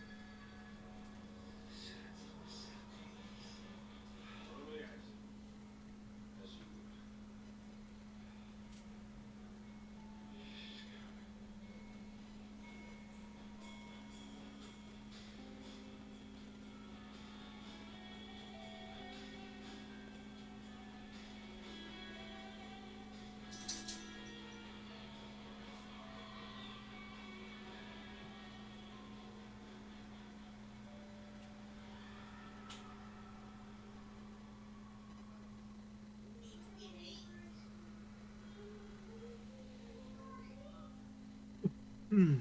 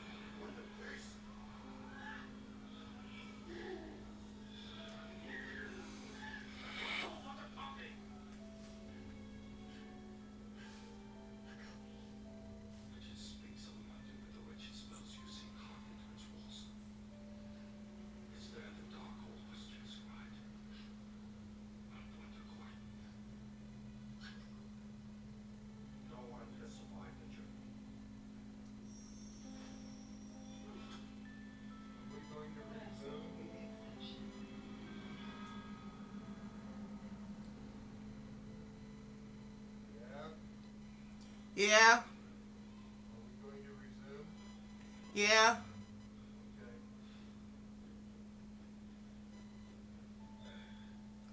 Did you enjoy your nap?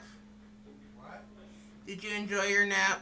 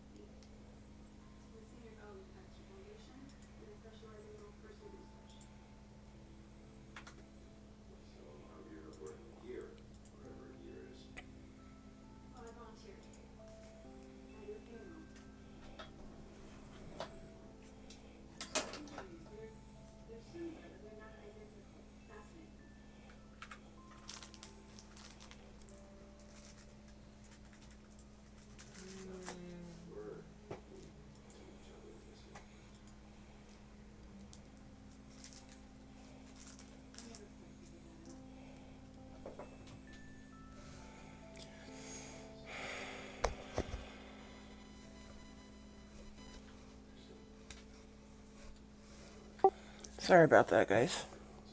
Okay.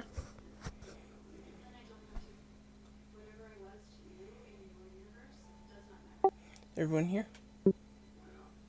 Yeah. Yep. I'm here.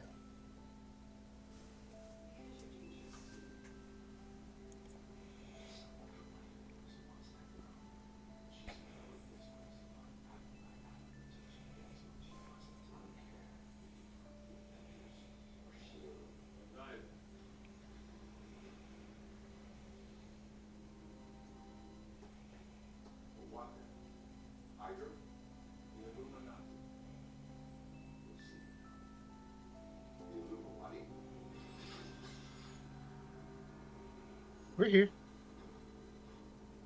Or I'm here. You have become we. We are the Some science Borg. project gone wrong. We are the Borg. Resistance is futile.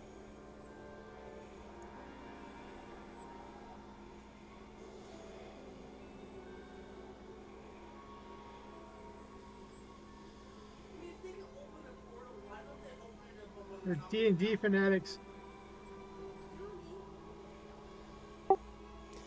Well,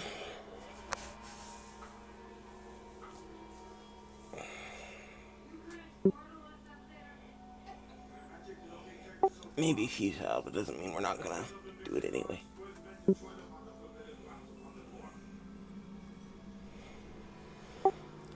Um,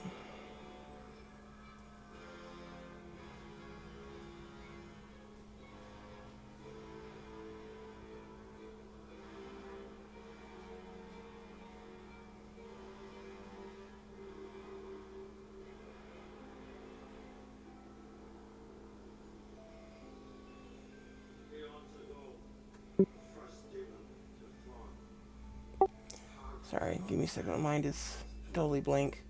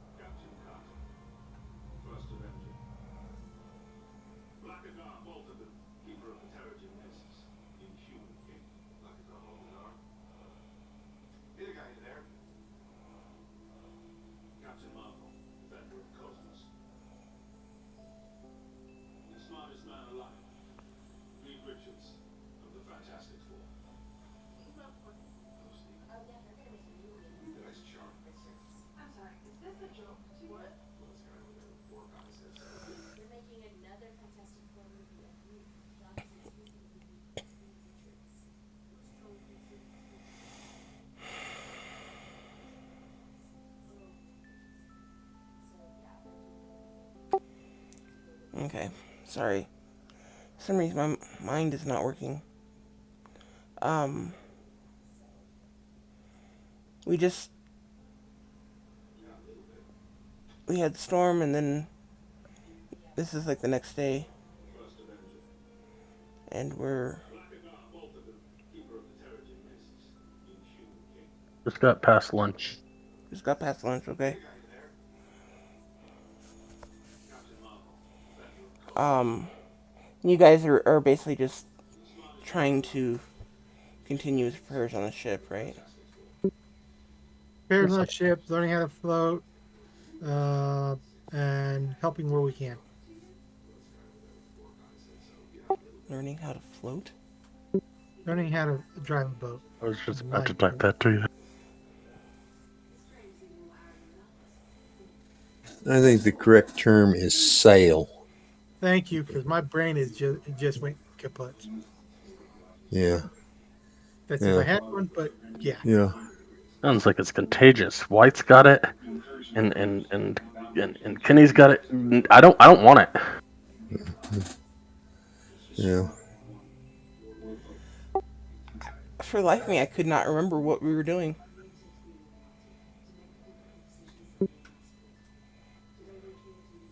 Of boating and all of that entails.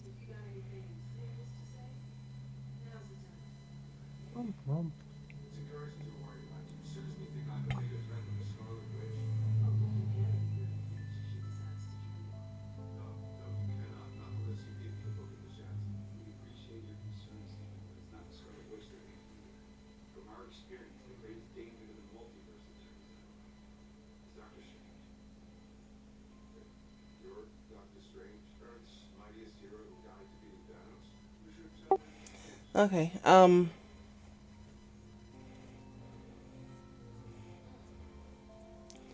the most part, the rest of the day goes off without a hitch.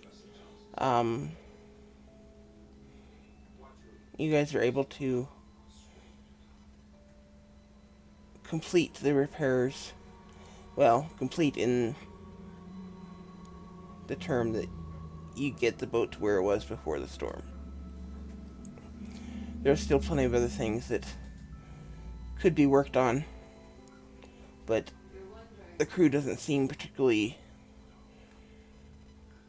motivated to continue working past the point where the ship is at the same level it was at when the storm started.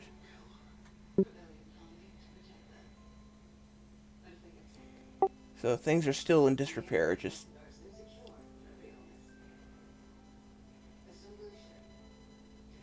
like they're used to, basically.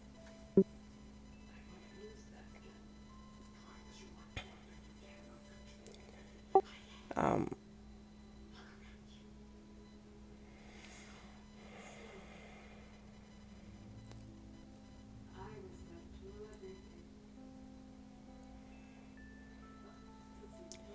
as night falls, the um,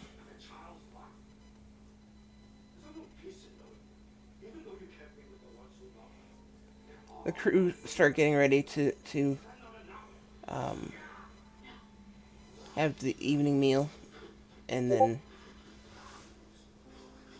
head off to bed.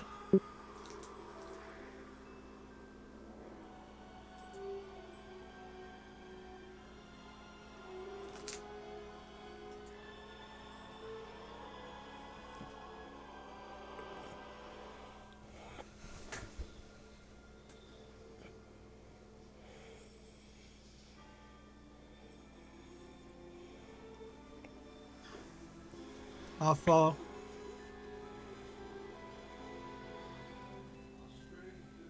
Because I don't feel comfortable traveling by night yet. That'll be second week. Traveling by night? Yeah. Learning how to travel by the stars and what they're looking for. Still learn what there is during the day. Gotcha.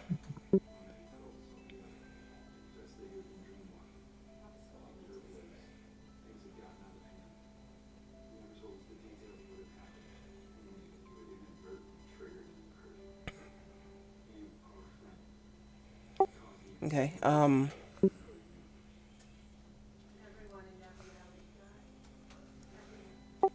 everyone else go to bed as well? Other than me, I'll take the night again.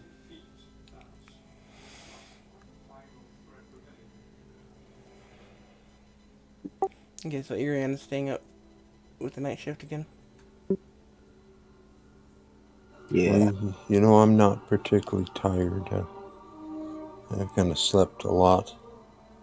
So I'm going to go sit by the rail. I take a rope and tie myself to the rail. And I'm going to just take out my mandolin and play for a while. Since it's a peaceful night, it should be just, calm, peaceful, soothing. But I guess we'll see.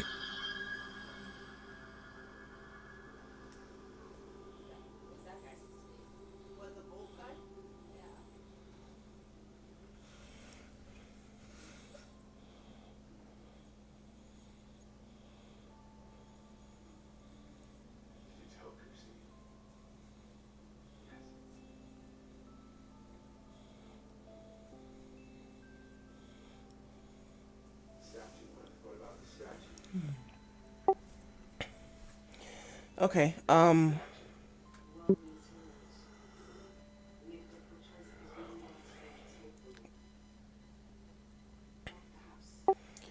so Latham is playing music in the corner. They're off to the side of the deck. Um, what are you gonna do, Sky?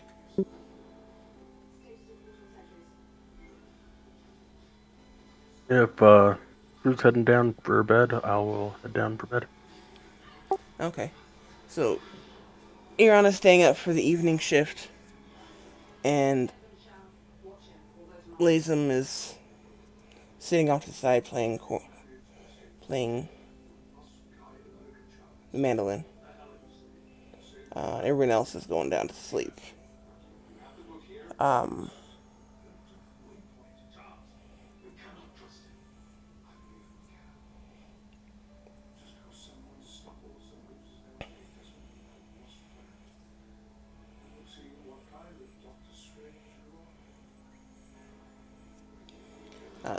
the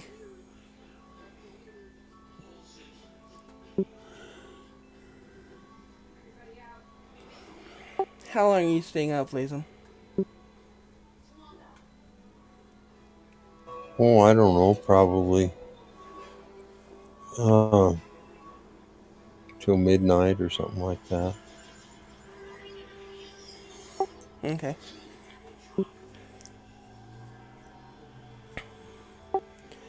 The night is peaceful and quiet outside of the music being played. And Latham's mandolin playing just kind of adds to the ambiance. Um,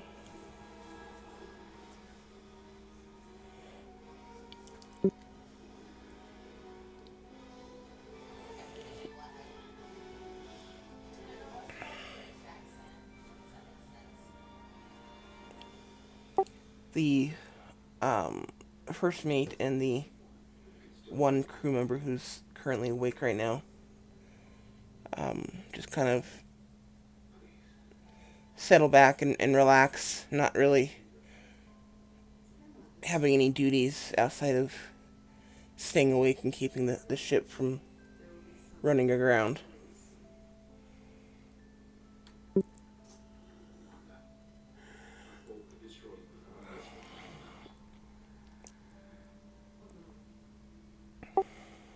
Um, Ariana, go ahead and give me a perception check.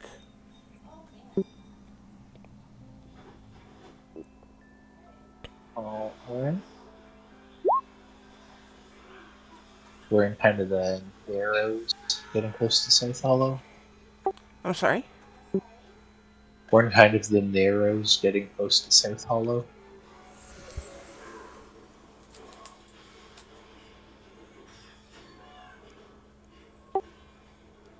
Yeah.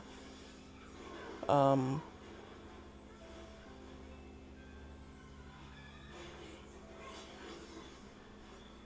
I think you actually passed that.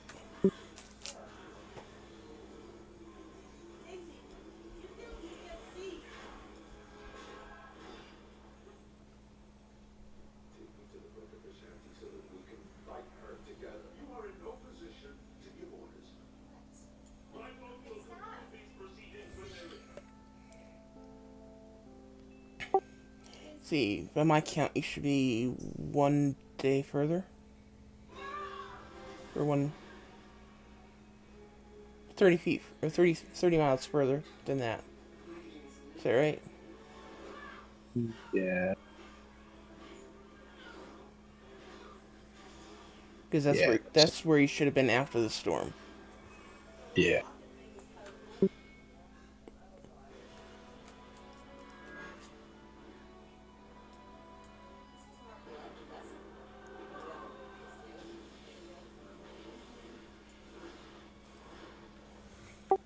Okay, so you're past South Hollow.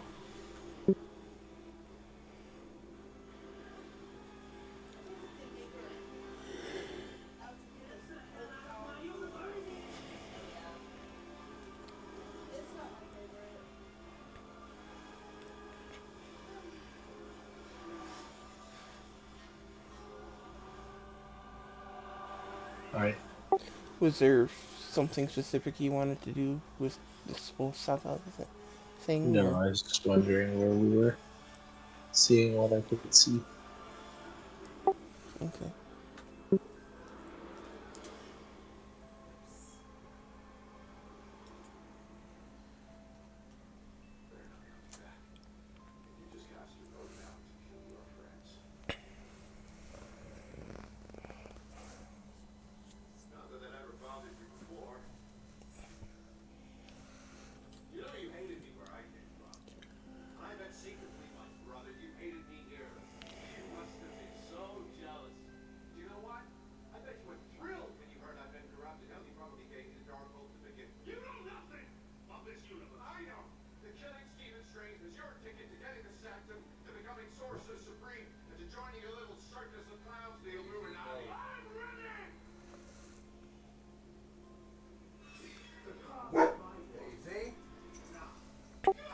Okay,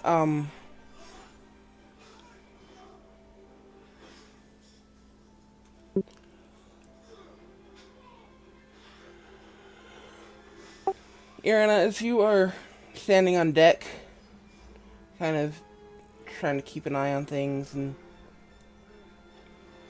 and watch in general, you do peer back behind the ship, and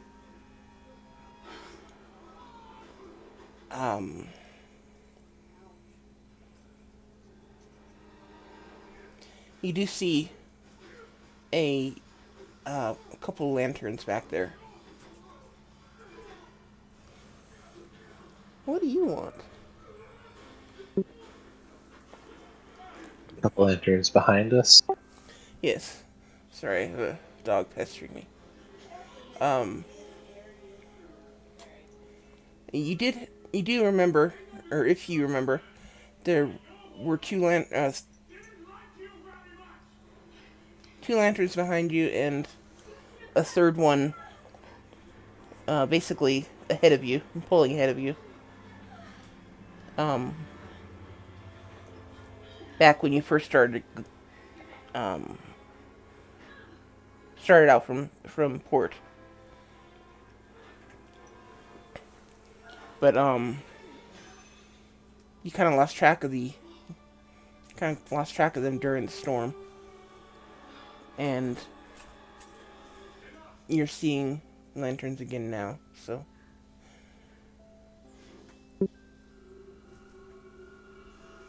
Okay. And there's two just similar distance behind us as they were before. for the most part, yeah. Um, Pretty much all you can see is the lantern. There's not really any ship or anything to see in the dark. It's just a light bobbing on the water. Yeah.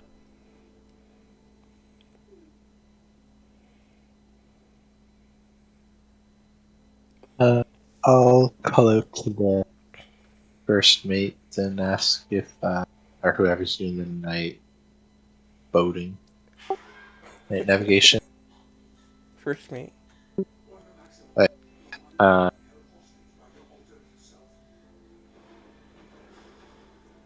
and ask him, like point out the lights to him and ask, are those the lights of a boat?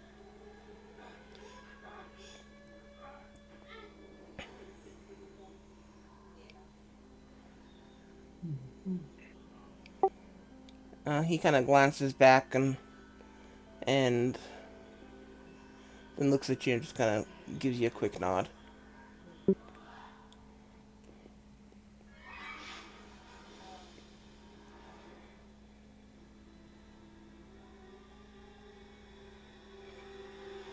Um,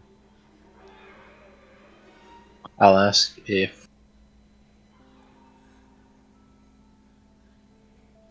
when they were at port in Havenport, how many other boats were heading out this way into the Sea of Fallen Stars? As most of them probably do.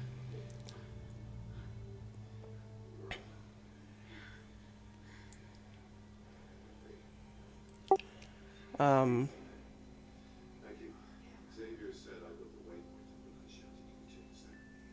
kind of thinks for a moment and just kind of looks at you and just kind of shrugs, shaking his head.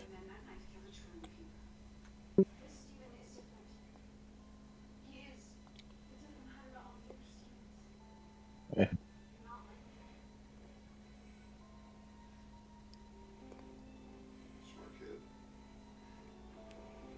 And the crewman kind of sitting nearby says, we don't usually know where the other ships are going. It's not really something that we would keep track of. Yeah. How long were you guys in port at Havenport?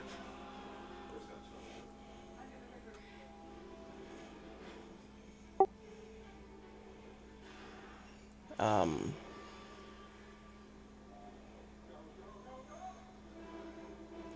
First mate kind of thinks for a little bit, and then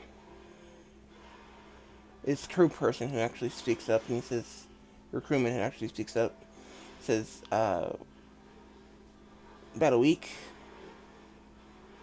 6 days, I think.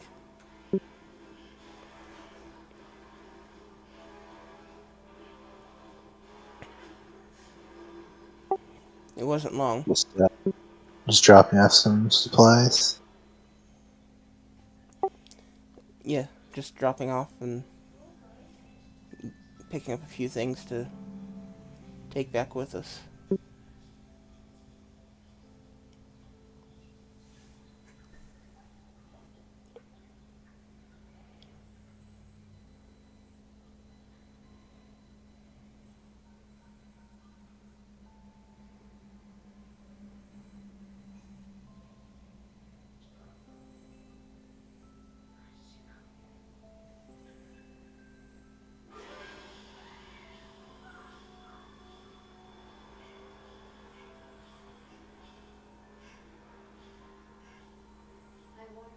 You guys come up this far north often, or this is an unusual trip for you?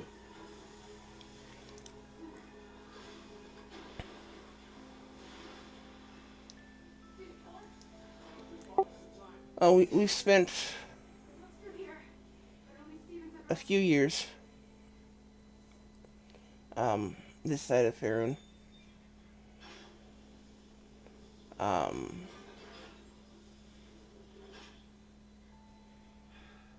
Recently, the captain received a request to come back to Lanton, so we're planning to head back there before too long.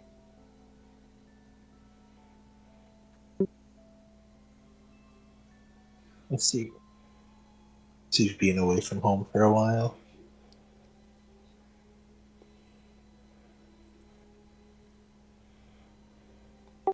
Um,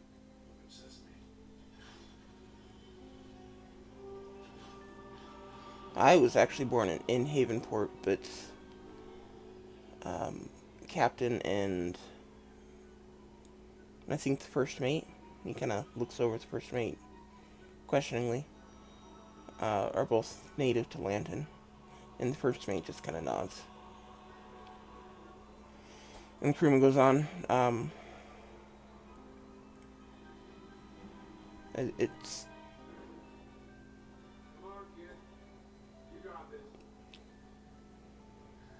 I think they've been away for. I mean, I've been working on the ship for 6 years myself, and we've just been this side of Faerun for that time frame. So I'm not quite sure how long they've been away. Hmm. And the first mate just kind of looks over and spreads all 5 fingers of his hand open 3 times. Um, and the crewman's like, I guess it's been 15 years. Quite a while to be away from home. And the first mate just nods um, energetically.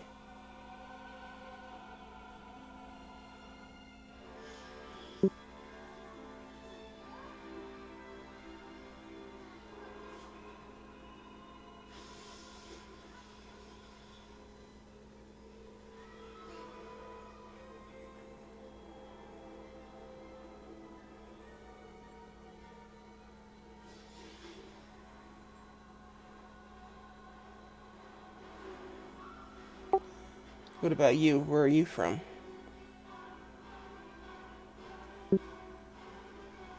Any chance you're from London? No, I'm not from Lenton.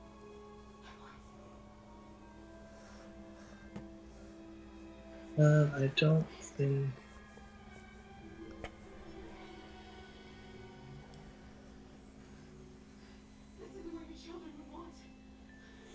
think I ever came up with an original city, but I've been around Havenport for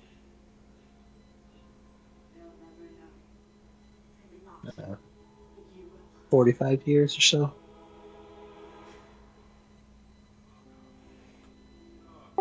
So Havenport might as well be your home then, huh? Yeah, exactly. Done some traveling around, but Havenport's been my home for the longest time.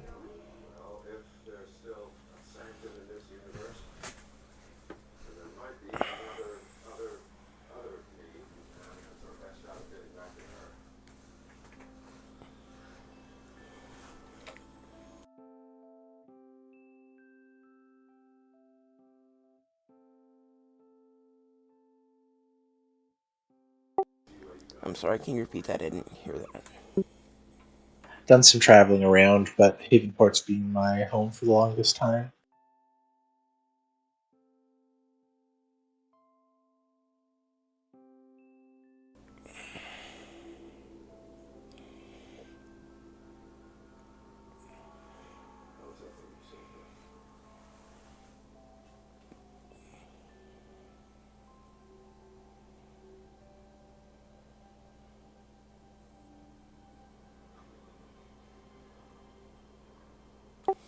What kind of traveling do you do?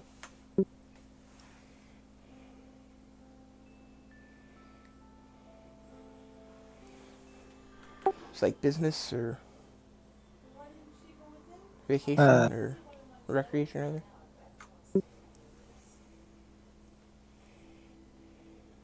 it was mostly just helping healing for a while, and since I've been in Havenport, I've settled in a bit.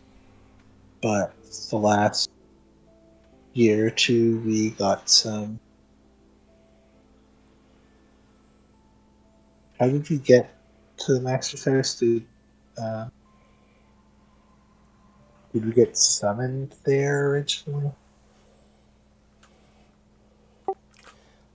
You and Chris Laney were running due to Lucane taking over the town, Yeah, and you guys just found a flyer and made your way there because you didn't have anywhere else to go. yeah.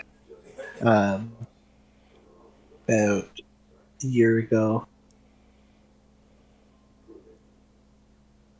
um, we I left Havenport and found a flyer for the Master's house, and I've been helping around there for the past year, going and starting out adventuring for them.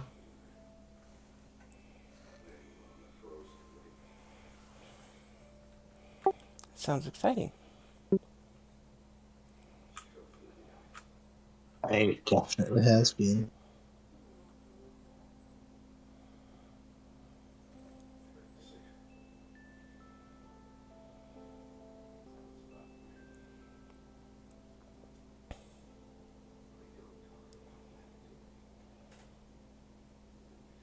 Been it's been a lot recently.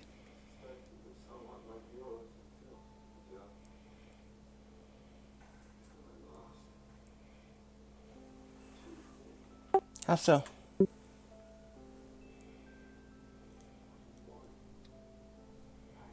We've had life in Havenport built up, and it's kind of being turned on its head, but it's been fun adventuring and going out to see the world again.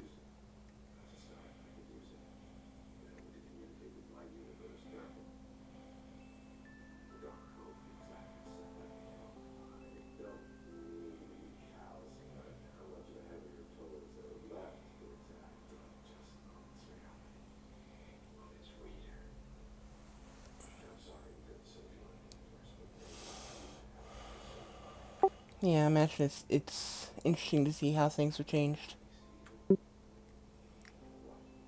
It is. They sure have changed a bit.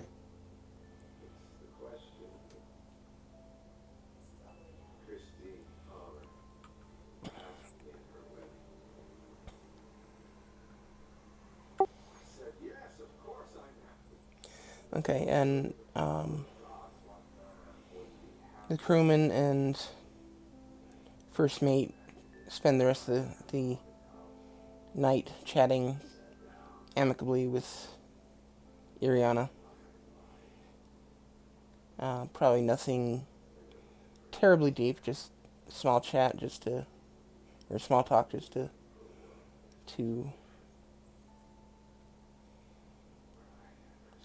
keep them all awake. Um,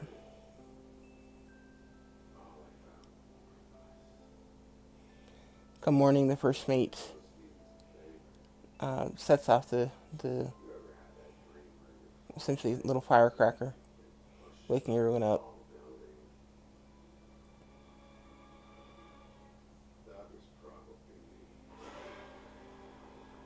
and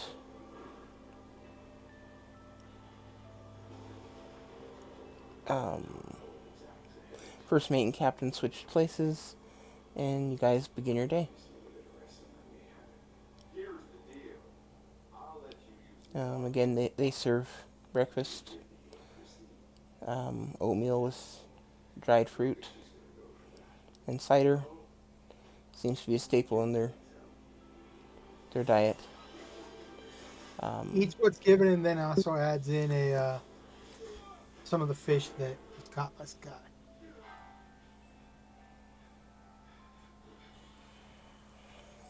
Oh, Okay. it's just too small.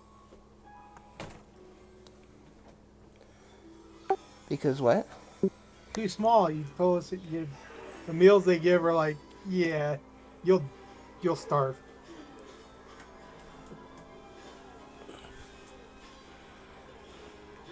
Well, they are gnomes after all. I know.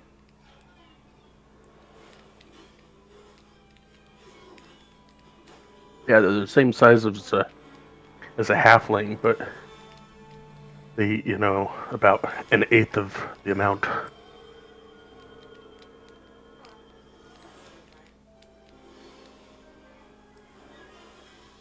That's not wrong.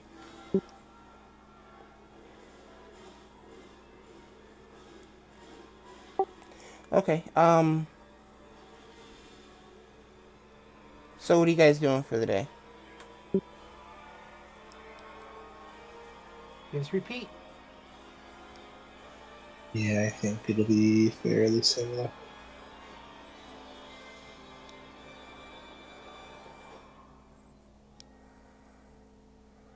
Learning to sail and all it takes.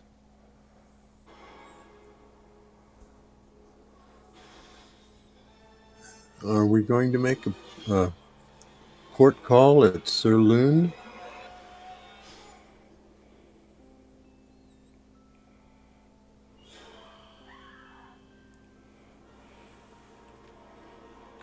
That wasn't the plan. Did you need to? No, it's the next port that I see. I just wondered if we were going to stop there. I think their plan is just to head out here to the right a bit further. There's a city they need to get to that, So I think they're just going to head straight to this island for us.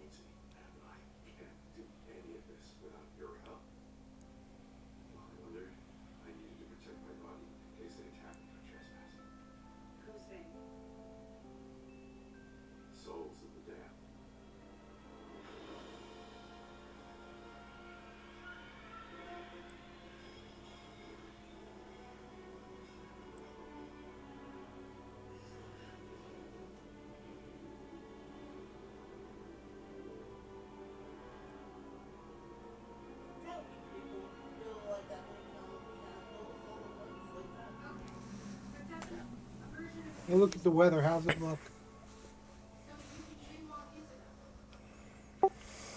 Um, at the beginning of the day, it's um pretty decent weather. Um, a few clouds in the sky, nothing serious. Sun shining. There's a pretty stiff breeze pushing the ship along. Um,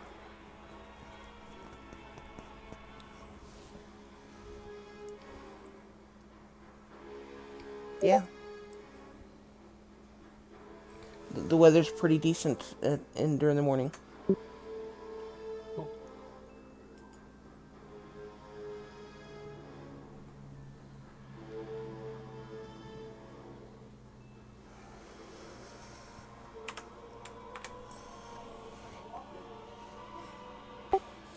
Um, after lunch, the sky does become overcast. Um, and the breeze gets a bit cooler, and a fog starts to roll in.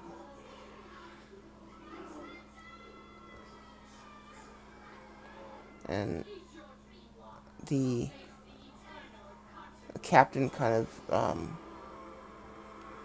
loosens the sail, slows the ship down a bit. Um,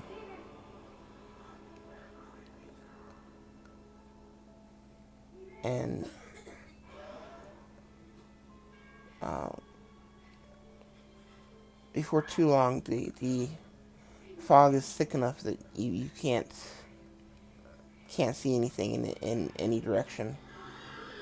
Um, it's like you're completely surrounded by this wall of white, or actually, it's more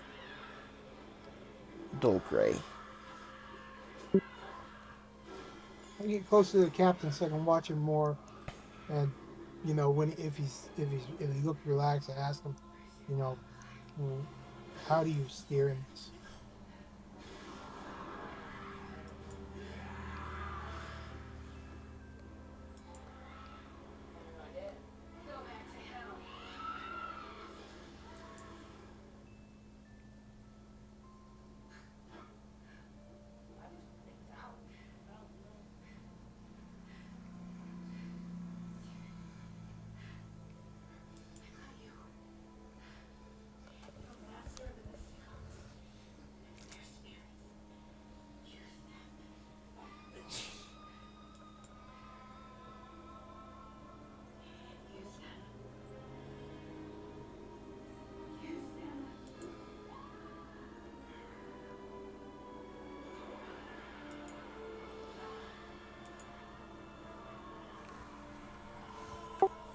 Okay.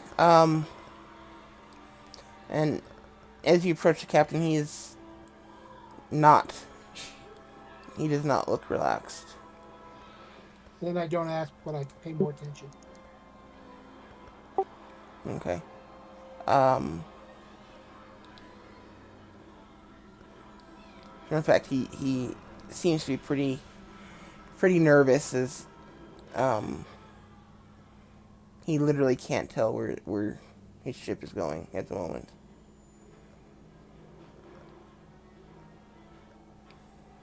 Um.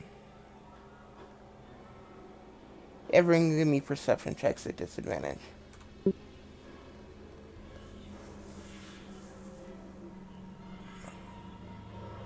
Isn't the captain following a specific heading, staying on compass, or just doesn't know?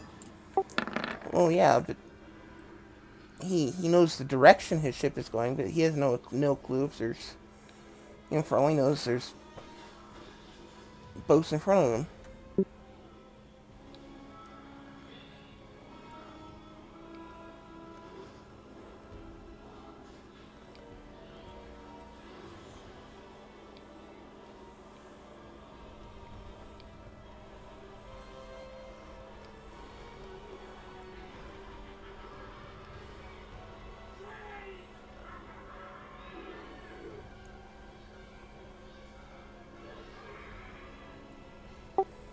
And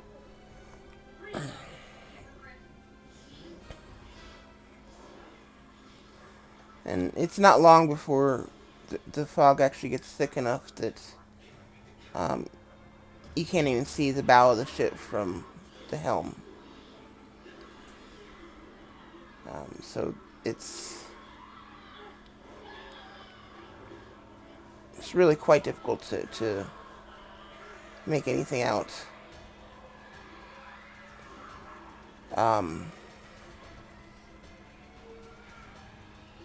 At some point, I would expect that a crew member would be assigned to blow a foghorn at intervals, just to let anybody else who is out there know that we're here.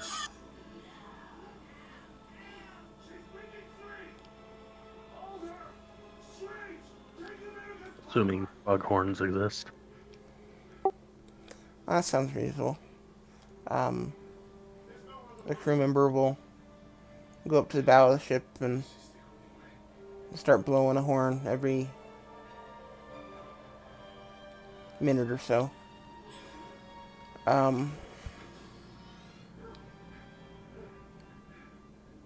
It's not terribly loud, but it's anything within a couple 100 feet would probably be able to hear it.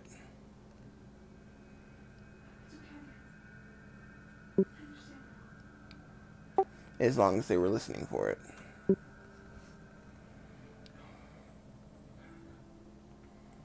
Skill that I would like to use, so You have a skill you want to use? no, I said I don't. Not this character. Okay.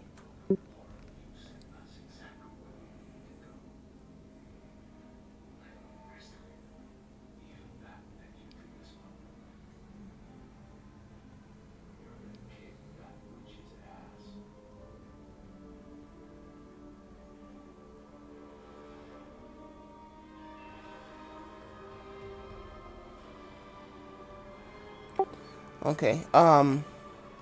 Iriana and Lazem.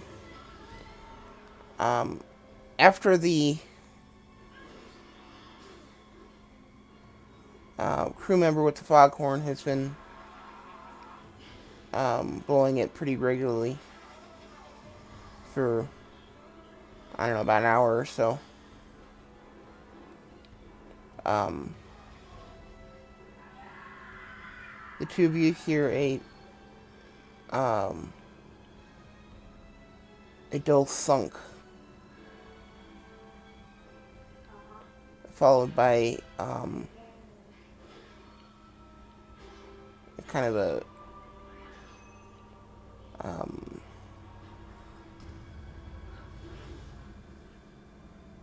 a low scratching sound, kind of like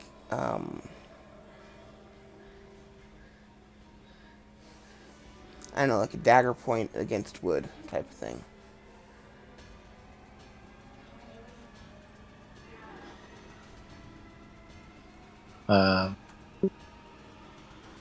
Kind of from the front of the boat.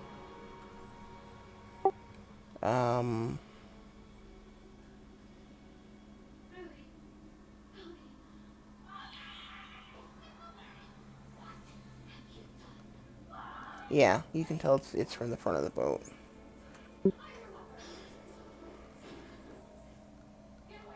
I will rush up to the front of the boat there.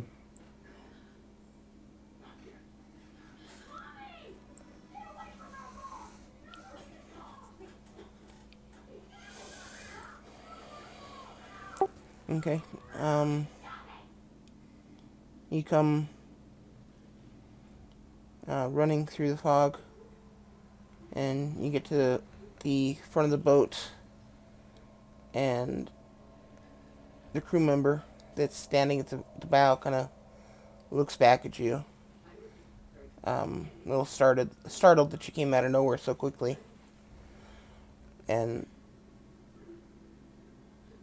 he blows his little horn again.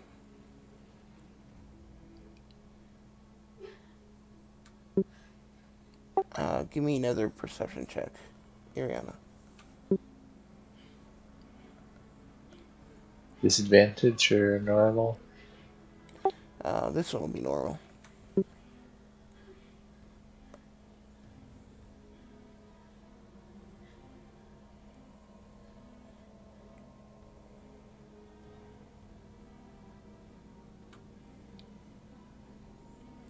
I like how your normal perception check is lower than your disadvantage one. Yeah, I got lucky on the disadvantaged one.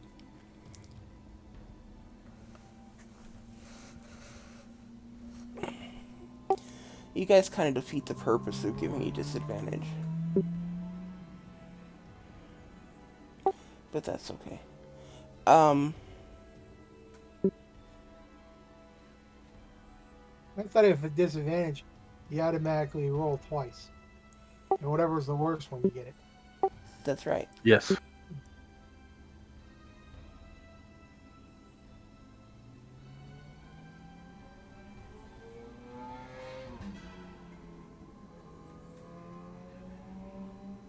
Why? Never mind. I understand what you're saying. My brain's slow. I figured out what you were saying. Okay. Defeats the purpose of rolling twice. My mind just didn't. Well, when you roll a 30 and a 29, it kind of defeats the purpose of giving you guys disadvantage, because the whole purpose is to hopefully get a lower roll. Failed you.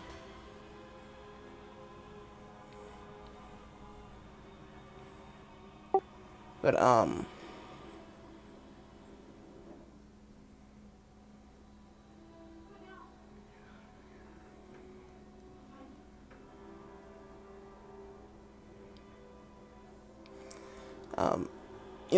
you kind of stop and look around, trying to find the source of the thud and screeching noise. And as you're listening, or as you're watching, you hear the screeching noise again, and you can't quite place it. But as you're watching, you see just the faintest movement off the edge of the ship. And as you look that direction, you watch as these 4 fingers come up over the edge of the ship and grasp the edge of the ship. They're dark green or maybe blue, and they've got these nasty looking claws on them, and they're webbed. And you watch as these humanoid fish, much larger than the goblin ones, the goblin one that you saw during the storm, start to try to climb onto the ship.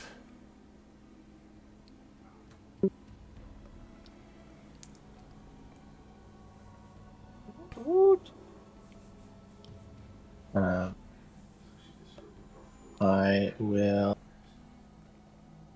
let them come up a bit. See if it's just the one or if there's more than one.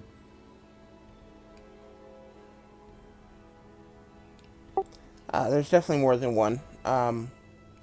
As you watch, they start to crawl from multiple directions. You're probably looking at 10 plus, assuming there's not more waiting to come up on deck from below. At least as far as you can see. Okay.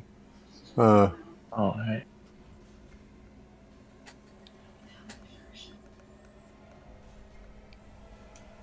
Okay, at the moment, Iriana is the only one who's seen these, so... So let's start asleep. Now wait a minute. Oh wait, no, this is during the day. Mind. When you started talking about Urana, you also said Lazem. Yes, but Uriana ran forward, and you didn't say anything about doing that.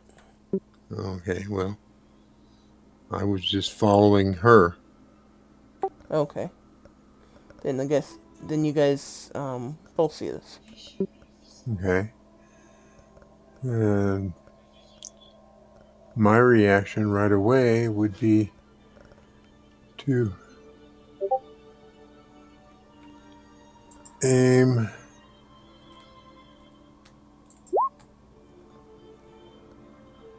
and fire at the first ones coming over the rail.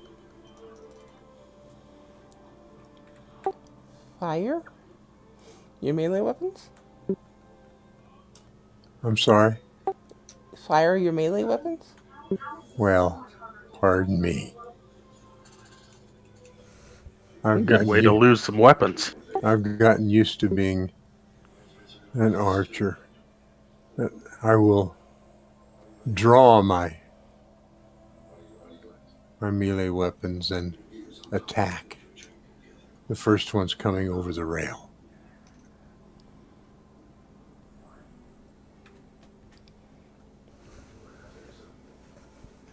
And I would think that ought to be a sneak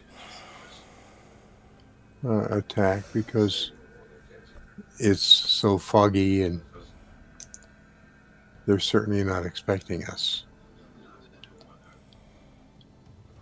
Unless they're climbing aboard a boat because they are expecting people. Well, yeah. Or it's a magical fog and they can see and you can't.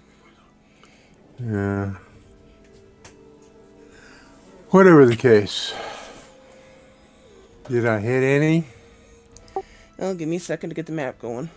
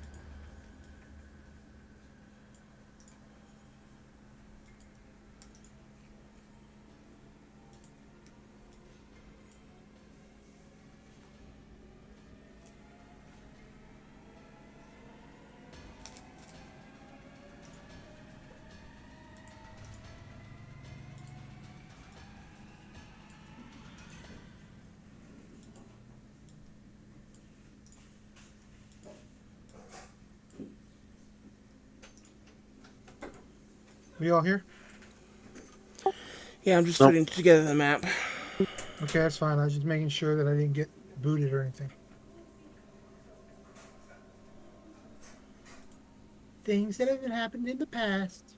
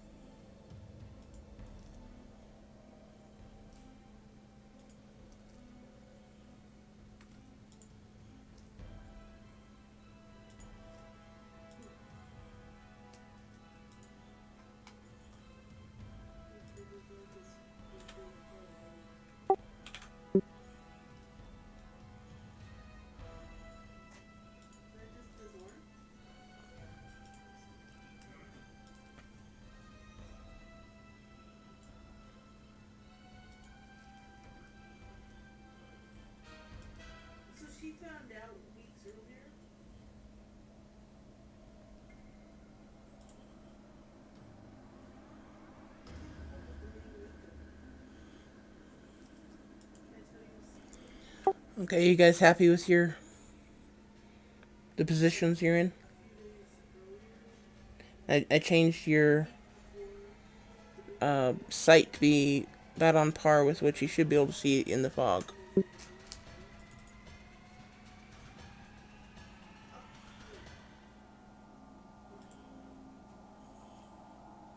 I can still see like the whole length of the boat. So I know I'm not on there.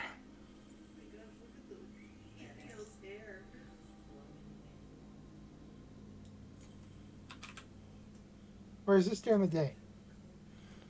This is during the day, but you can only see as far as you should be. You should only be able to see as far as you can currently see due to the fog. And don't forget that you guys should be at full health and everything, so you've had multiple long rests.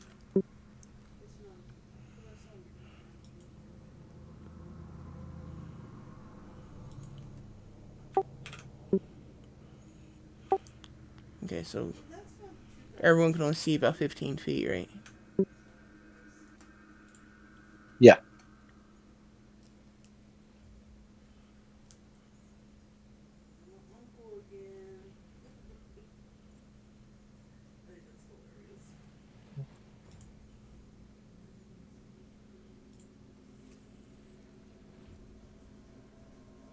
Okay, do we hear them fighting?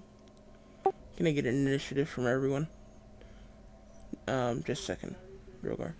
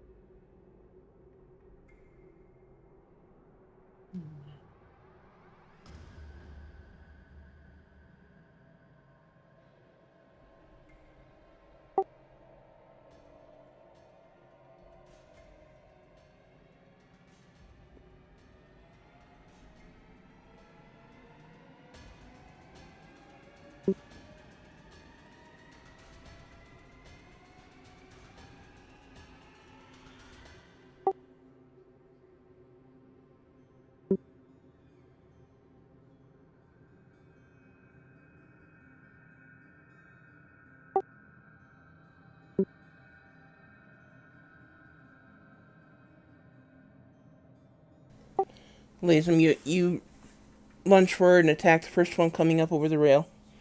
So I'm assuming the one next to you. Yes, that seems reasonable. Okay.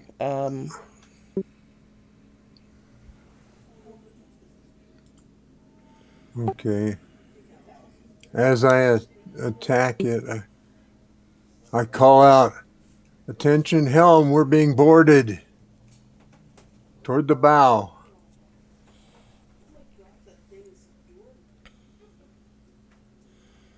I presume both these hit. Yeah. And where is Damba during this? He's right there next to me.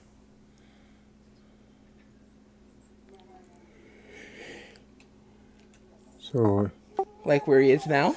yes. So, I'm thinking he should be able to attack as well. If that's what you want. Okay.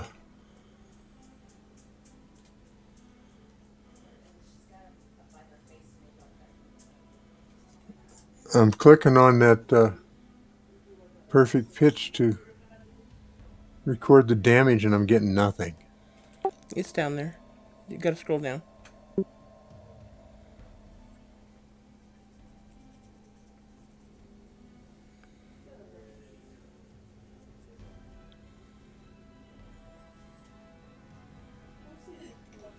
All right. Well, I clicked on the perfect pitch twice, so you can ignore the second one.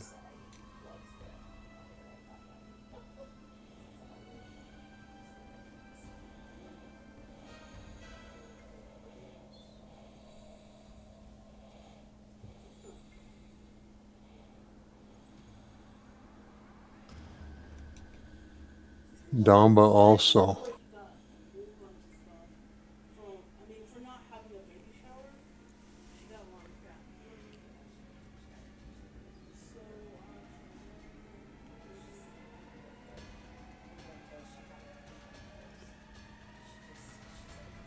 So it looks like I've got 32,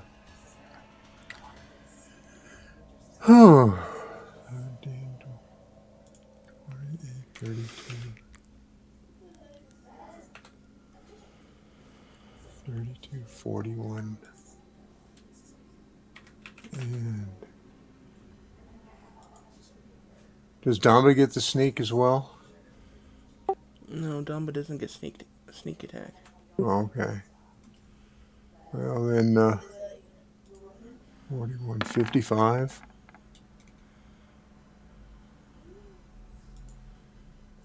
Oh, I'm sorry. I counted both of those strikes. I got to not do that.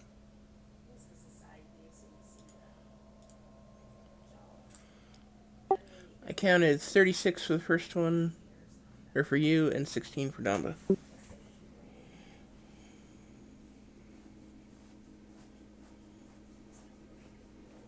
I don't see the 36.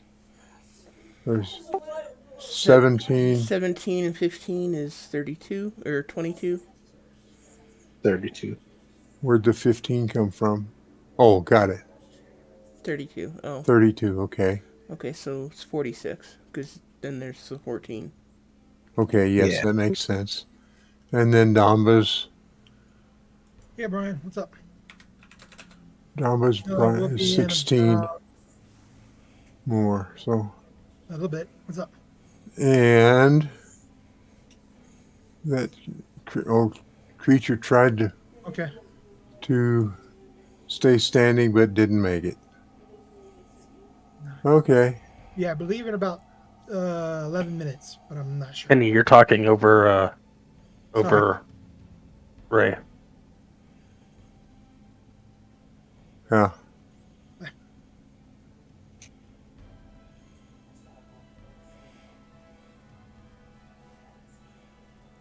So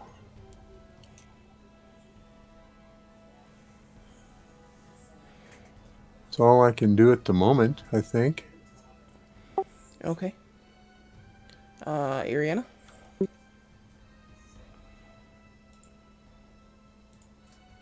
I shall take a step up. Is this the one of the masts here on the ship? The mast? The mast, yeah. Okay. I'll just take a step up there and then cast a Spirit Guardians at 3rd level. Kind of assumed that's what you'd do. Yeah, and I'll just keep this initial roll.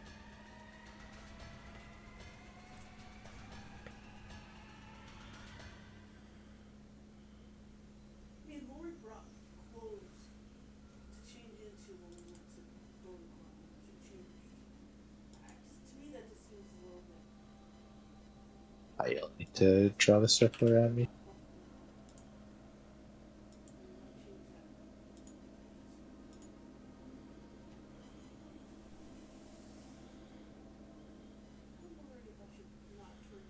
It's a 15-foot radius, right? Yeah, Okay. that'll be the end of my turn.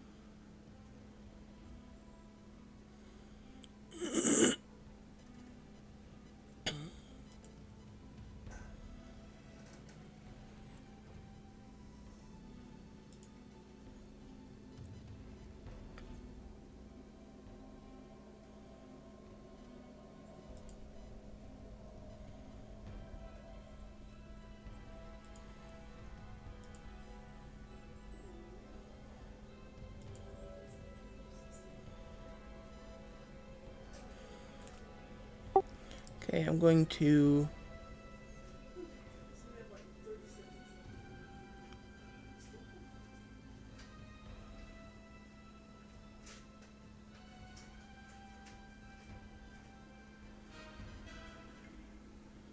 cast Guiding Bolt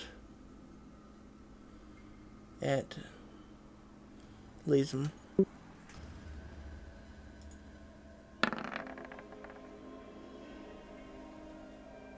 And miss.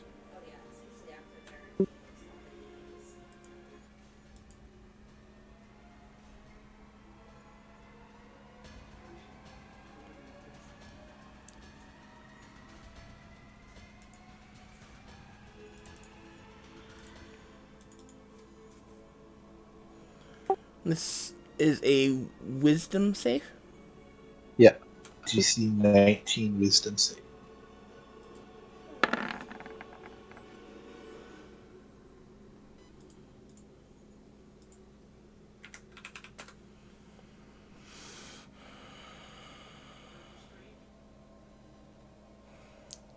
Or 14 points of damage on save.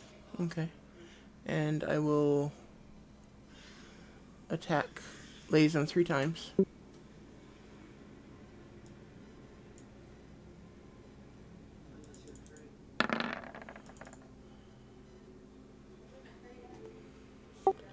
Eight, 17, and 11.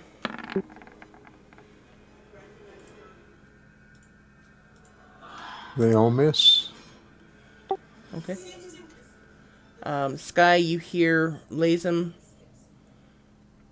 shouting, and Iriana casting spells, Damba growling, and a bunch of weird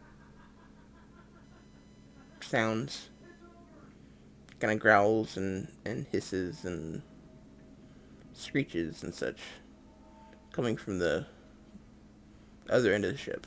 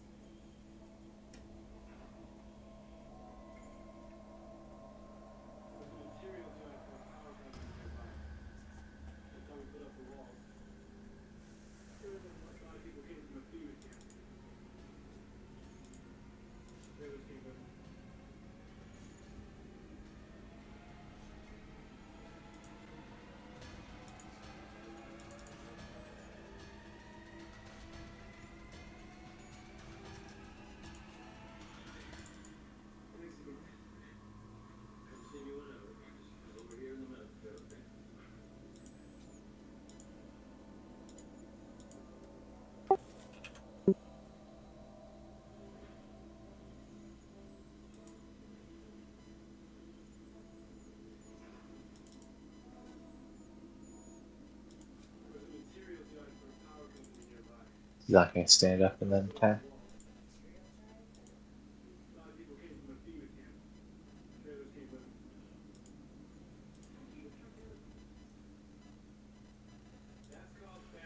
Yeah, he would have stood up. Sorry, I completely forgot about that.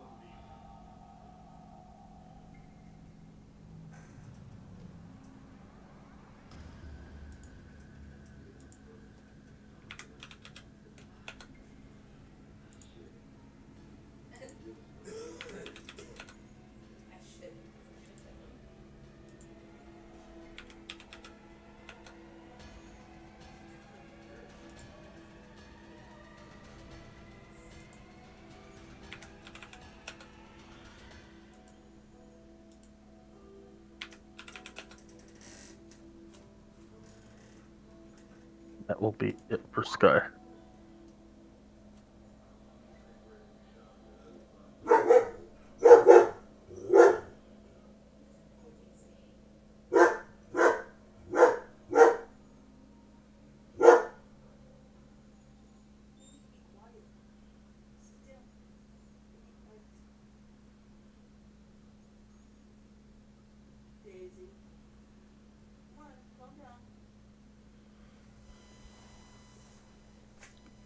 I do have to head out now, White. Oh, damn, didn't realize it was that late.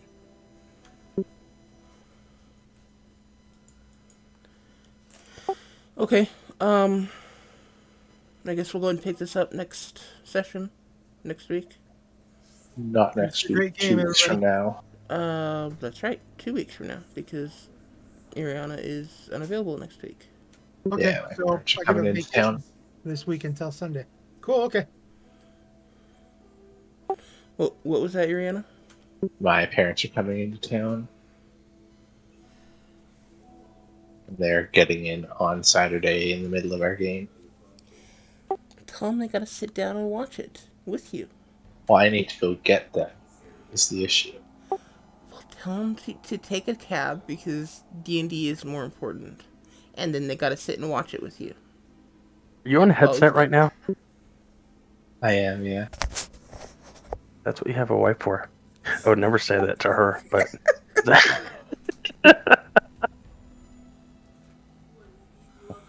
With fire driving. don't tell her that. She's gonna hate me more.